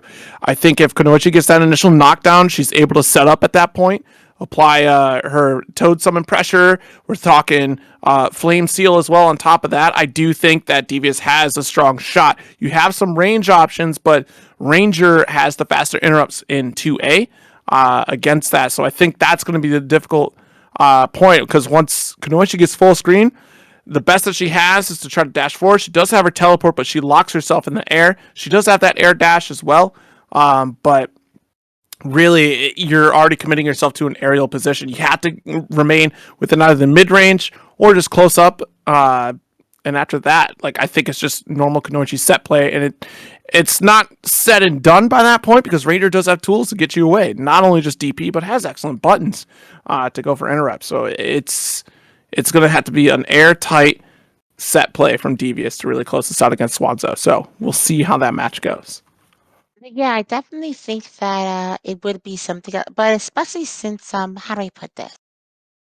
Since it with regards to the teleport, since I don't, as far as I have seen, I think one of, it's gonna sound weird, Ranger's weaknesses may just be the fact they don't have a very good DP option, because they don't seem to have any as far as I have seen, their DP is more of a mid, like near the ground DP than anything that's actually anti-airing.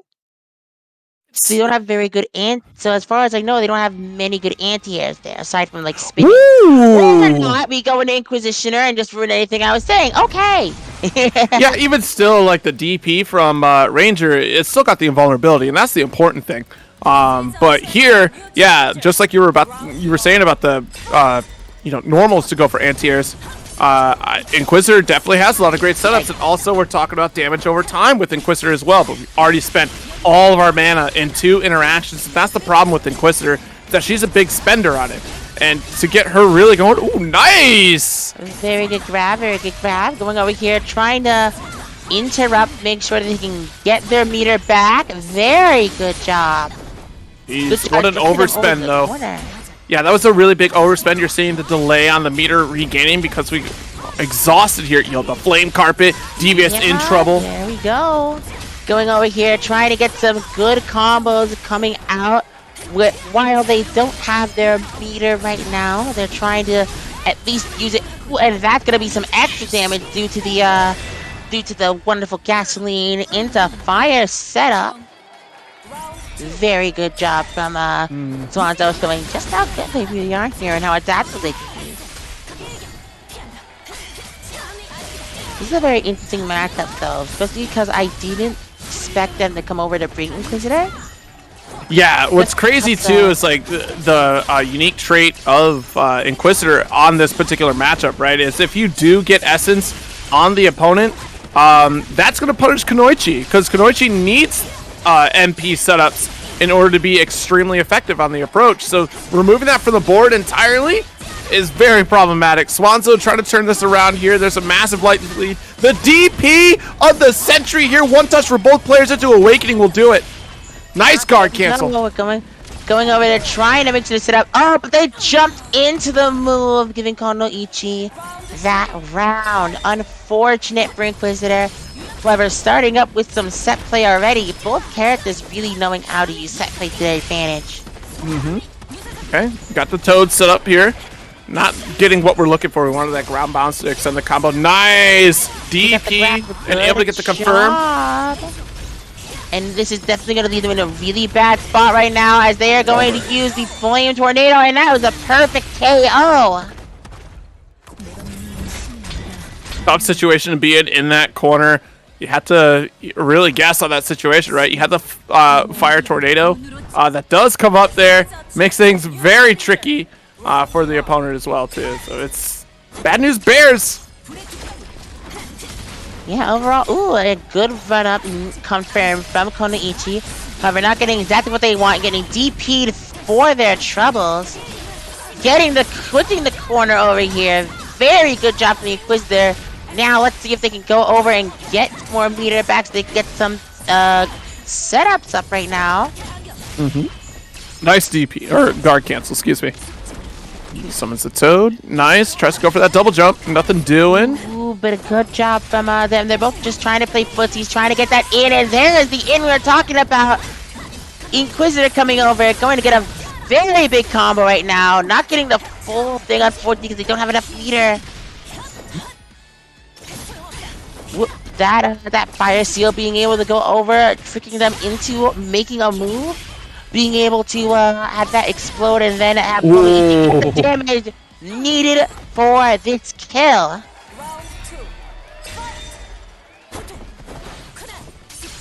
And there we go, playing at neutral once again, trying to just find their way in. I think that's the biggest thing about these two, just trying to feel each other's way in. They have so much good neutral and set play options. Ooh, it was actually a really good conversion to make themselves safe really off that. Conversion. Nice. There's the essence set up as well too. So Konoichi is going to be trapped from using MP for a bit, but just like that, gone. Teleports out, and now this is time to punish. Good bomb throw here. And that flame tornado is going to be a bit of trouble over there because they're going to be prone to blocking. Mad plus. I mean, mad plus on that flame tornado.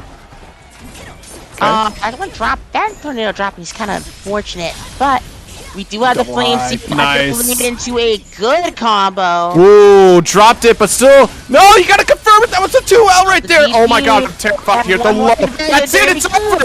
This is it. This has got to be game. No. There we go. There we go. There we go.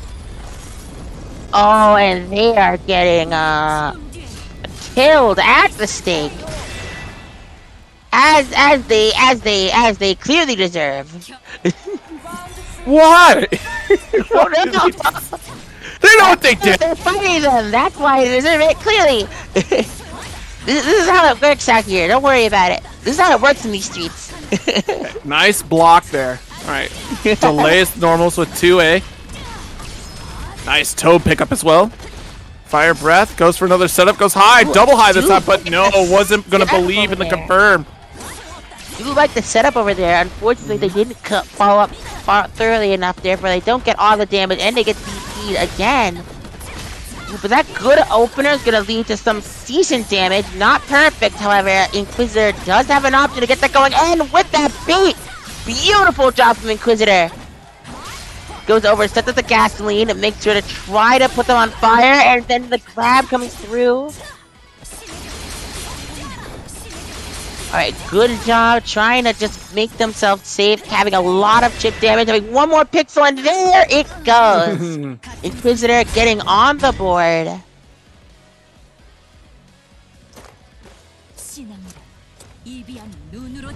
The faith may just be strong enough to beat Konoichi.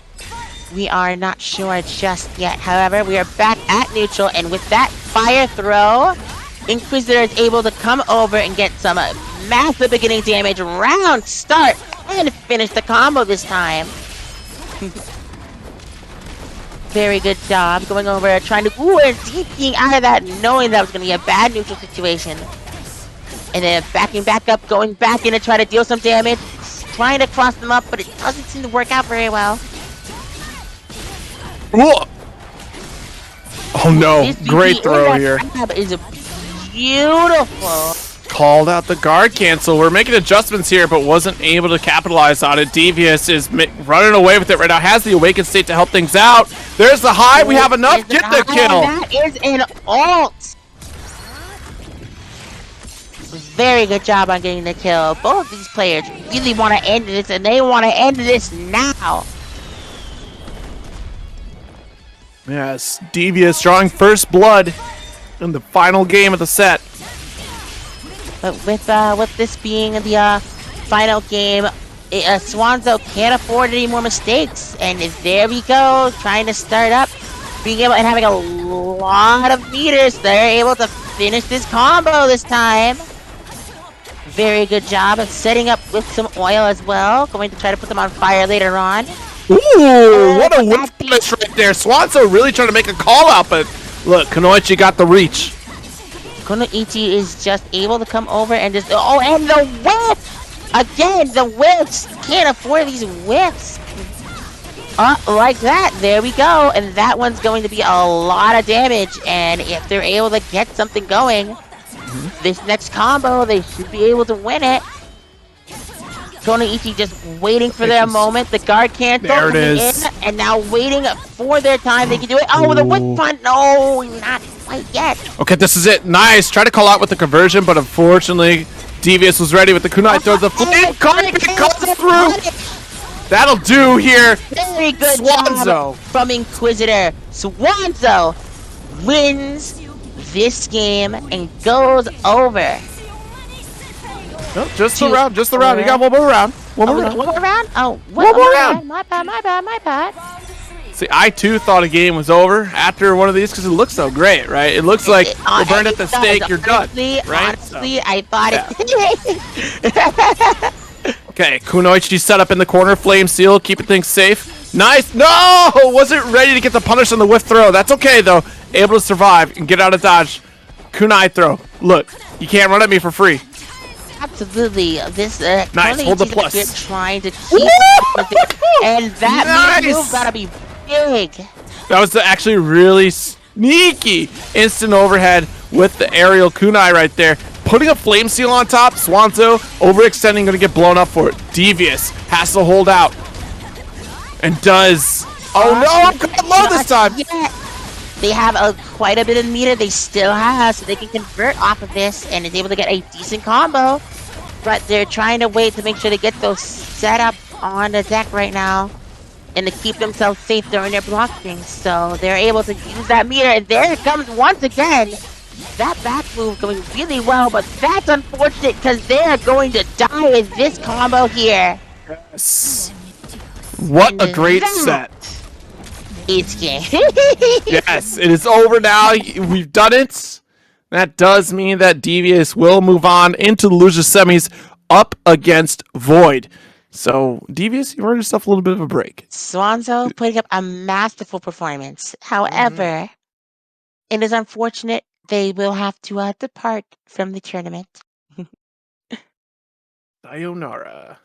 But for now, I think we do get... Would we get a Vagabond versus Dysphoria first, or Devious versus Void? It'd be Vagabond versus Dysphoria. They've been chilled out enough. We got ourselves the Crusader. A long enough time. It's time for a fight. Yes, indeed. It's going to be that Crusader and the Launcher. Oh, now I'm... Oh, I was gonna say, never mind. Swivel isn't winning anymore. So Swanzo isn't in the tournament anymore. I was gonna say if it was like the two people preaching the faith to each other at the grand finals. But with Dysphoria's Launcher versus Vagabond's Crusader, I remember us talking about the throw that Crusader can do that may be able to shut down a few things of Launcher if Launcher isn't careful. May I ask what you think Launcher's tools against Inquisitor could be and how they may be able to win? So again, like, it's going to be really important that Launcher gets that opening start. Having a loss at the round start is going to be a little bit interesting here, and the way of speed, right? As far because for the most part, Crusader equals Launcher's speed as far as their 5As go, and 2A in particular. Crusader is faster, and we've seen the confirms that Vagabond has been able to get with Crusader 2A. Launcher does have a little bit of range though to kind of make things a little bit safer. Has plenty of setup. The crux of Launcher's game plan, especially for Dysphoria, is that we require setup. The other catch being is that, well, Crusader does have an armor state, which is going to make things a little bit difficult for Launcher. So we'll see how this shakes down. If Dysphoria could get that initial knockdown, continue to set up pressure, I don't think we have too much to worry about aside from a DP here and there. But it's easier said than done. This round start situation is going to be the big one here, and look at that. Vagabond starts it up with the wall, the holy wall, to shut things down. Very good job. However, it looks like Launch is trying to get the advantage right now. However, jumping over and giving that hammer. Yeah, Crusader's scaring Launcher into making a move. Yeah, jump B and the Holy Spear is definitely two things I'm very concerned about in this matchup in particular. Dysphoria is going to have to preemptively get these anti-air setups here, and this is the corner situation that we want to be in. Apply the pressure. This is the one that but the spear, neutral jump spear. I thought Spear would only be able to hit them at full, near full screen. However, if it hurts them over there, that's a different story entirely. Okay, wait a minute here. Yes, the awakening. Up into awakening, so that they are done for this round. Very good option.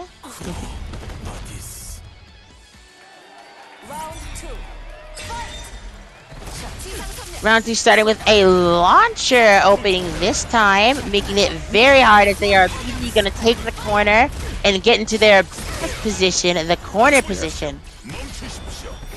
Alright, wall set up here. Big jumping conversion for a double high. Ooh, a very good job. The deep cross up. Very good. Crusader nice. has a deep key bait as well. Smelled it a mile away, made the block decision, and yeah, look at where we're at right now. Absolutely going over Crusader, the will of God, getting into Launcher's head right now. Very unfortunate for them, as this means they are now losing. Ooh, a very good time trying to get into neutral, trying to get an opening on one of these characters, but Crusader find that opening. However, Dysphoria with that DP coming in, trying to meet them at full screen. Good counter hit, making sure they don't get hit by the spear. However, this may be some trouble for them. Not quite death just yet. However, that throw will do it. Oh, yeah! What a quick turnaround right here for Vagabond, able to kind of keep up with the insanity that is Launcher. I mean, it's that damage output, the reach, and also that shield on top of Crusader to help things out. Most definitely. I do feel like Crusader does have a lot of health, which may be a bit of a problem for Launcher over here. The double grab setup. Alright, fair enough. But there we go. Launcher coming in with Launcher combos right now, getting them into the corner. Well, nice conversion, double high right there. The double high of it, and another DP bait. I love the fact that Vagabond dashed up, blocked, opened up for a second. You sure you don't want a DP? And blocked again, and Dysphoria said, yeah, I want a DP. Well, that countered. Good job, round start opening here. Vagabond is trying to get Dysphoria into a situation where they can't escape from. Dysphoria just needing to make sure they don't commit to anything they can't afford to lose, basically. Okay, there's our missile setup. Goes for throw this time to extend it as well. Look, again, another setup, but out of meter this time. Yep, there we go. They're going over, and they have their own meter set up right there. However, meter's finally starting to build back into their tank. And that is that round. The bravery. Vagabond just ran up, put hands out. Nice. Got a counter hit as well, too. Very good job from Vagabond coming out here, making sure to try to identify the weaknesses out here, going for a grab. Oh my goodness. That air spear. That air spear and then the wall behind you, too. It's a nightmare to deal with. Okay, not ready for that DP this time. There was the hesitancy there, expecting it, but this time didn't want to lose the pressure opportunity. Fair enough. They're trying to make sure it's not DP anymore, so they are able to take a bit more recklessness into their into their block strings. However, that overhead coming over the classic double overhead out here, going to let them go over 2-0. So hopefully Dysphoria come over here and make sure that they can win 3 times in a row in order to get through this winners finals. Immediate round set with the grab, bringing them into the corner, which is very unfortunate. The power of God out here really coming forward, making sure they are having a bit of trouble. Perfect KO from Vagabond. Hey, you died. You died right there. Died is gonna be there, but look, all we know is that we need Launcher to make sure they keep getting that corner and not letting Crusader come over here and dominate this match in the field. However, here he comes again. Crusader coming over, using their big buttons to go through the entire field and just kind of stop Launcher in their tracks. Okay, look at the 2A coming up to interrupt here. Here's another wall for you. Thought you could move? That. What the deep cross up and an empty throw? You're dead. Throw. And that is a 3-0 victory to Vagabond. Going over into grand finals. Dysphoria having their chance to make it back in the losers finals. However, our next fight will have to be Devious and Void. Absolutely. So we'll see who advances on into that losers finals in just a moment there. But of course, one more reminder of that Matcherino as well. 27 codes left. Let me hit the refresh just to make sure, maybe I got some old information. I did spill water everywhere. So 27 codes still in the Matcherino. So feel free to try to use those up if you haven't already. Or just tweet it out as well if you could. That'd be greatly appreciated as we round out what is left in this top 4 here. Yeah, overall, I'm definitely seeing some really good things there. This is going to be a very close round, close losers finals at the very least. But we have to see who's going to go up against our Launcher, Devious or Void, and who do you think has the better chance against the Launcher? Sorry, say again? Who do you think has the better chance against the Launcher? Oh, I think Kunoichi might have a strong toolkit against Launcher, but also for almost the same reasons as Berserker. And thinking about the 2 characters, I think Berserker would be the better of the 2. I think Kunoichi needs a little bit more setup, whereas Berserker can kind of refill their own setup, right? So they go into frenzy state, they're spending, but has conversion to cancel, and then they force themselves into awaken, and then it reverses the process. It's big risk, but even bigger reward. Whereas I think Kunoichi takes a bit more setup. But the way that Kunoichi is playing, the way that Devious is playing Kunoichi, is a lot of you're seeing the whiff punish, maximizing the extended range of some of the normals that Kunoichi has, but also has the ability to just kind of stagger a lot of that block string pressure and really call things out. So I'm curious to see who comes out on top in this fight first and foremost, because it's going to be tough either way. You kind of go about it, but I think Berserker is definitely the one to kind of unless, of course, if Devious could get a lockdown with the Flame Seal that we've seen, remains map plus with Flame Tornado, they ain't got nothing to worry about. But if Berserker, again, it's crazy how so much of this game, the pendulum swings in the favor of whoever gets that opening hit. And you kind of roll from there. It's like, GG's shouldn't have got hit is the meme on Twitter. I mean, it is very, very true. It's a scary round start. This is very interesting with that, basically. With that, Berserker over there trying to get that opening. However, Kunoichi out here pushing back their evasiveness. Nice, that's a punish with the seal on top of it too. Playing 4D chess is Devious and several steps ahead to convert this combo here in the corner. Nice block low. Yeah, it's going to get checked all day.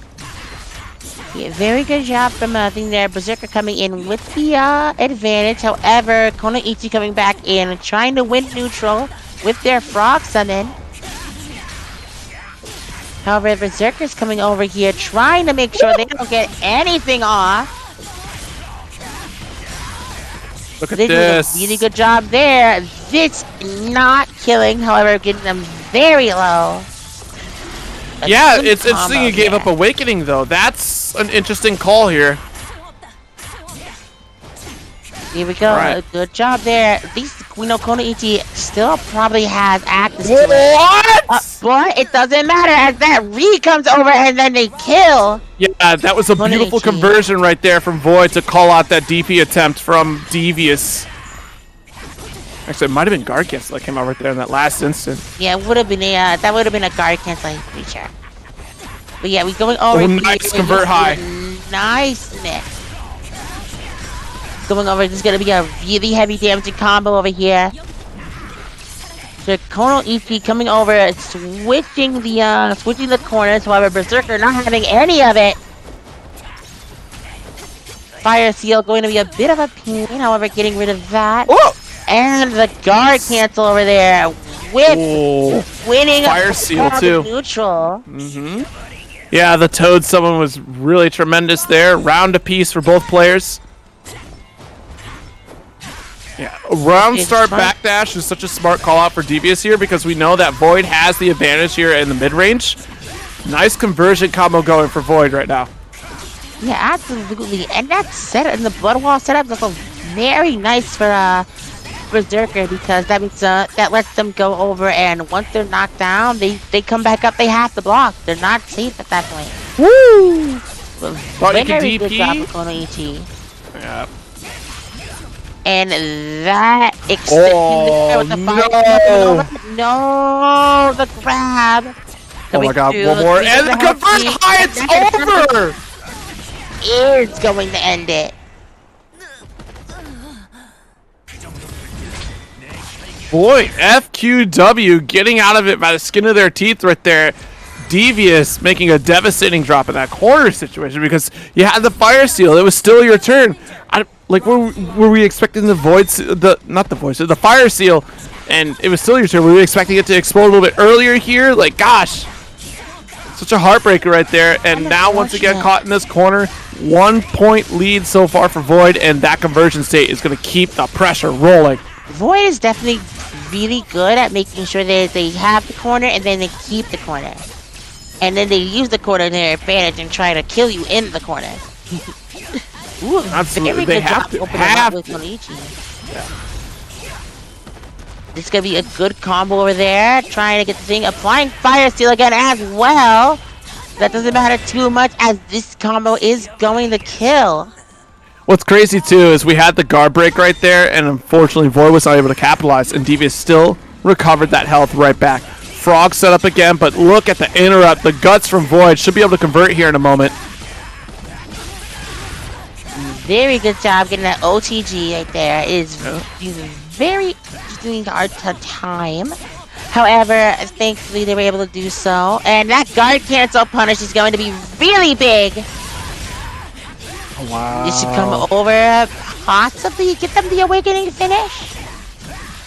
They're in that range here, but unfortunately Frenzy is not active. There we go. Just got our Awakening, and that'll do.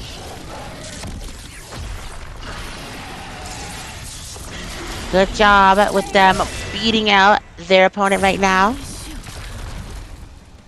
Yeah, 1-1 in the rounds. With the 1-1. Yo, in the one time Devious doesn't backdash, interrupt with the 5B. Heck yeah. Going over here, trying to think that they're beating everything. I think, honestly, Void is out here trying to get into Demon's head to make sure they know exactly what they're going to do so they don't lose any kind of push-up that they have so far. Nice guard cancel, but has a ton of work to do here. Awakened State will help things. There we go. Ooh, that was a beautiful avoidance from their tornado. And the Frog coming over, being a very good asset in neutral. The double jump! And the try. Oh, no! And it doesn't work. Very good job coming over here. Berserker going over, mixing up with the grab, and that is going to be that round. Yeah, that moment of hesitation there from Devious on that cross-up.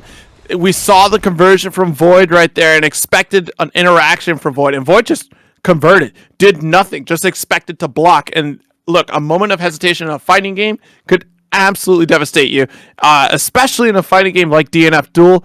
Letting that go is such a tearjerker right there. That is so unfortunate here. But yeah, great set overall. Devious Ways, that one moment of hesitancy was what cost you that round, and we'd have a different story. It could have been 1-1 in the sets, but Void FWQ moving on to that losers finals up against Dysphoria, so that does mean it's going to be Launcher and Berserker. And I'm really curious. Interesting matchup, as far as I may be aware. Both characters want to be in the mid-range, but I think Berserker definitely has... How do I put this? Berserker definitely had... I think Launcher and Berserker are very similar in this. I would honestly want to say it's 50-50 if it may not be for like Berserker's giant pull-in like tornado move. I think it would definitely be 50-50 because both characters want to be at that range, have disjointed tools to get you at that range, and then have long combos to kill you at that range.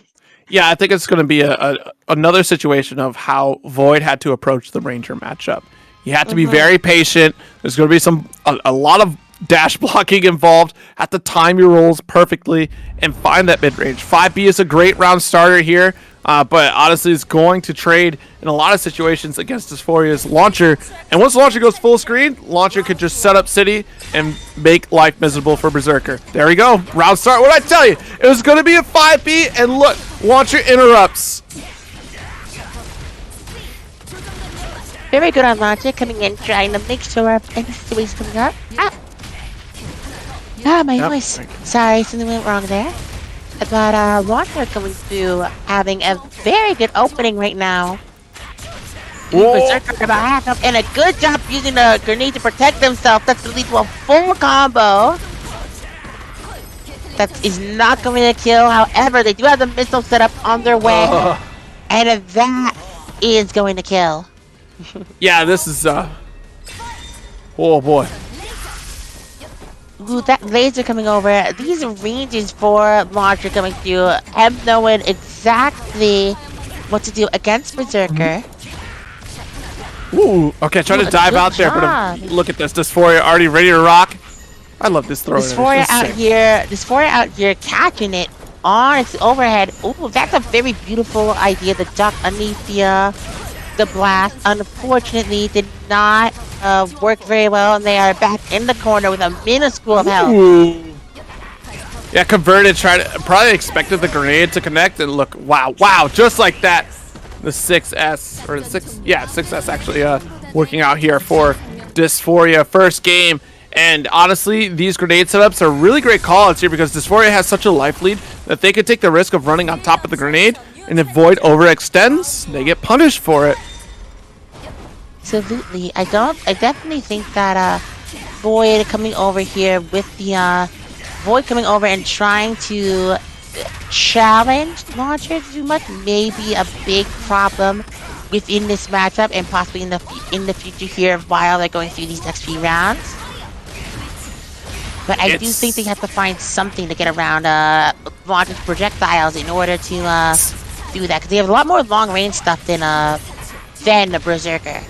So what you want to look at, though, too, is that Void is putting themselves in a precarious situation because of Berserker's unique trait. Going into Frenzy, you're spending health, and we saw here that Dysphoria had to block a whole smorgasbord of block pressure from Void, and at the cost of Void spending health for it.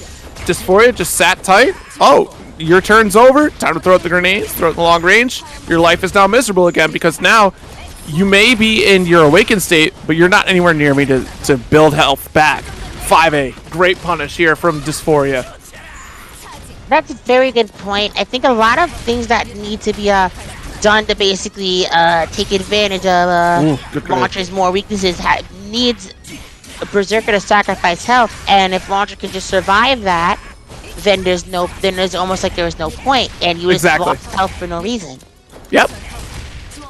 Very good job coming in, trying to use the grenades there, but that grab giving them the info they needed to get around it.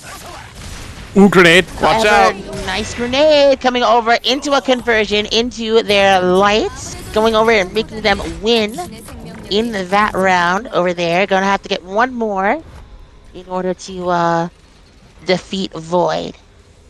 Yep, and once again, it's such a difficult, you know, we said earlier, Berserker, big risk, but even bigger reward, and you're seeing why it's a big risk in this set here, because if you come up against a player that is as patient as Dysphoria is being in this set, you know, going for the sacrifice of popping Frenzy, and it all being a waste is absolutely draining. Definitely. Okay, there we go, conversion. However, we do have this Void coming in with their big combo setup as usual, getting launched up under half health already. Going through, however, Launcher being ready for him. Oh, not nearly though, as they get caught by the tornado for a lot of damage. And this is about to be a dead. That is a dead Launcher right there. Dang. Yep. Okay, look at the big cannons. 6S Good coming job. through. Very big cannons, very good. Coming over here, and getting a big button coming over. Being able to beat Berserker really quickly. Yeah, but Berserker is that conversion is going to do very high damage.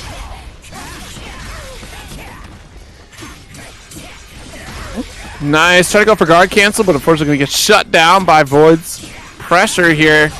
Nice challenge with the 5A. Beautiful job going over there, and then that setup trying to go through. However, the guard cancel, being able to make sure that setup doesn't happen, and then Dysphoria has to work a little harder. But with Void getting a little impatient, Dysphoria is able to go ahead and knock them out for that round. And the round start opening as well. Very good from Launcher on this last round.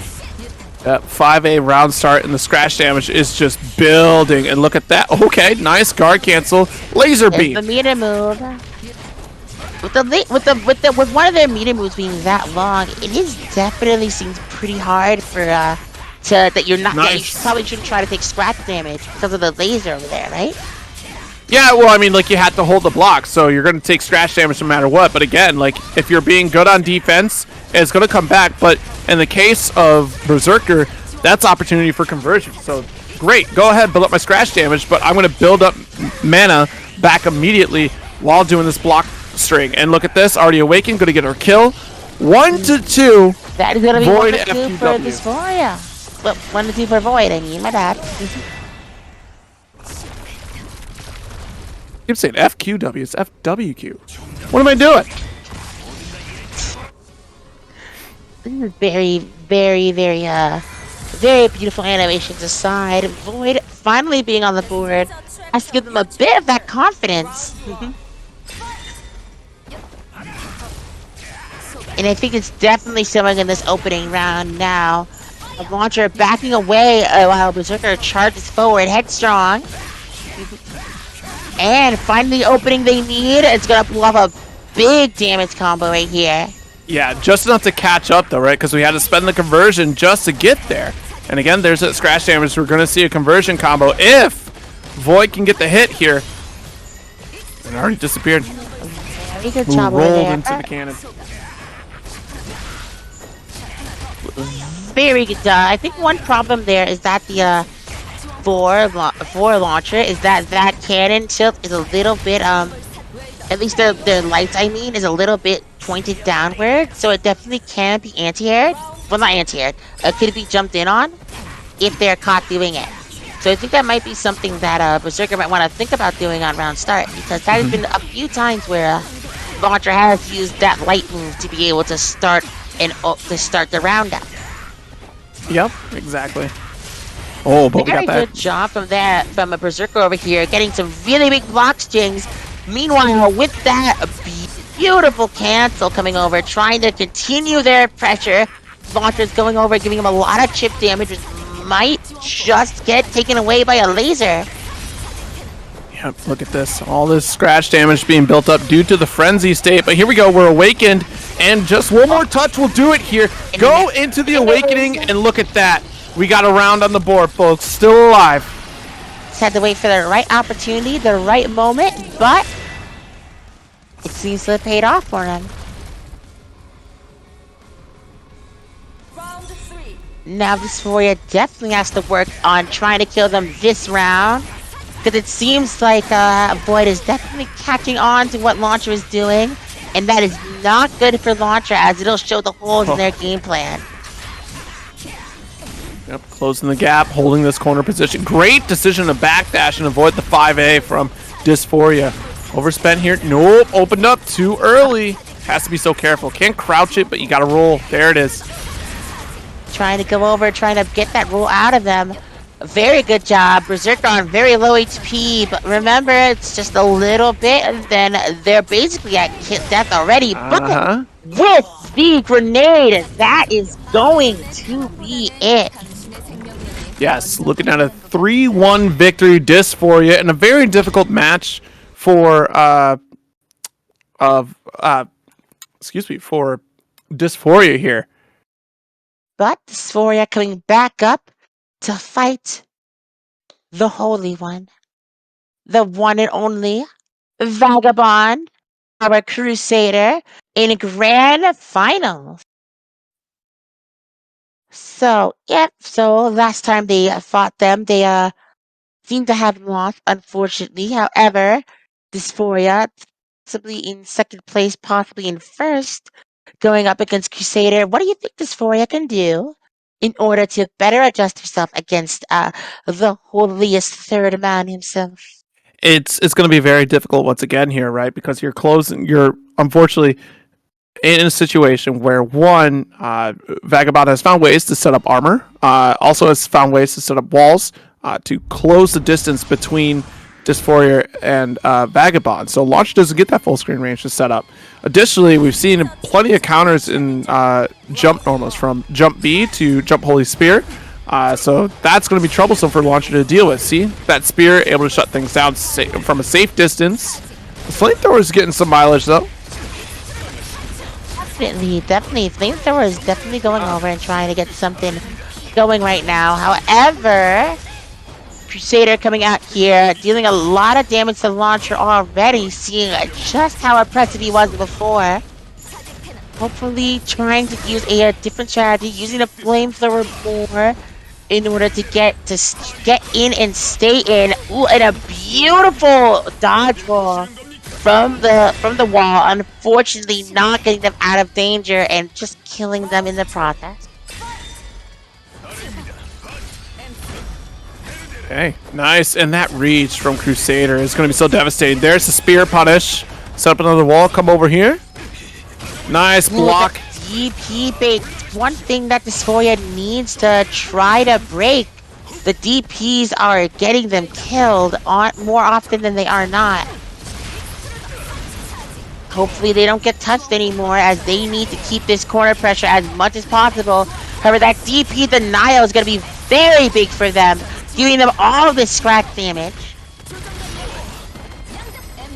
They have to use a meter move right here in order to do a thing. However, the holy grenade coming through, converting the grenade to whatever religion that Crusader is from. Making them the missile came from the heavens, so therefore it is already blessed by the Lord's light. And Dysphoria opting to switch to Striker. I think this is a great call. If you want to remove turns from Crusader, you pick Striker. This is going to be absolutely terrifying. Striker character you haven't seen up until this point. I know they're very good at lockdown and very good at comboing opponents. However, what makes them particularly strong against the Crusader? So we're talking about closing the gaps, we're talking about speed, and also, of course, her unique trait being able to, reverse beat, right? Also being able to cancel specials into specials. Essentially, once Striker gets in, you're likely not going to get another turn. And here we go. This is the start. Couple highs with the dive kick. Here. And there comes the blocking. Crusader not able to get in using the instant overhead. Very good job. coming through. So now Crusader gets to keep going and keep with their pressure. Cancel. However, that guard cancel going to go in, but Crusader getting back. Oh, Viker going over the DP bait coming through. Will this be an ultimate finish? Nope, nope. We still need another combo route, and that'll do right here once we get the confirms. Yeah, that is so unfortunate. Vagabond goes for an anti-air. It was right to do so, but unfortunately the dive kick caught the high hurt box of Crusader. Unfortunate. However, Crusader coming over and starting out with a good combo. Starting with a good combo right now. They don't want to let Crusader in. Not Crusader. Crusader does not want to let Striker in at all, however, because when Striker is getting in, that's going to be game for them, basically. Although they're really doing a very good job at locking them down, but Striker finally getting out of that corner, but Crusader like, no, I get to make corners. You don't understand. Okay, one more touch will do here. Has the orb of holiness, the spear.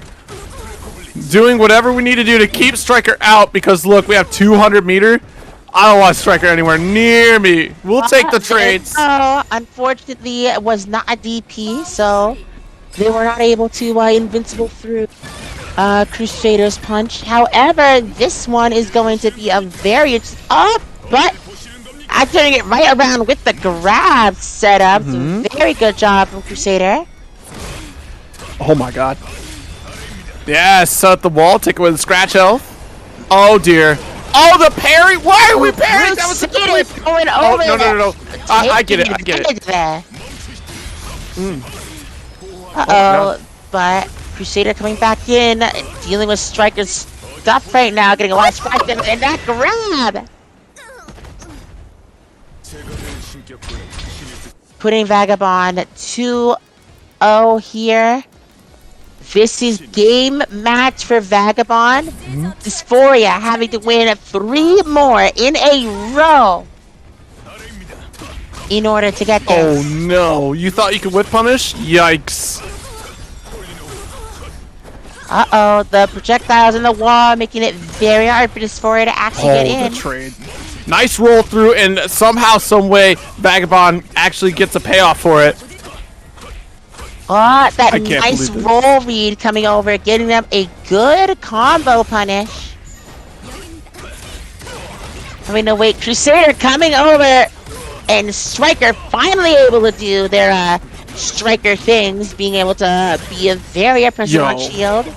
That was a really scary situation to try to go for those dive kicks right there, because it could have been a reversal. Thankfully, it was just guard cancel. Drop the combo! That's not a good look! You're dead!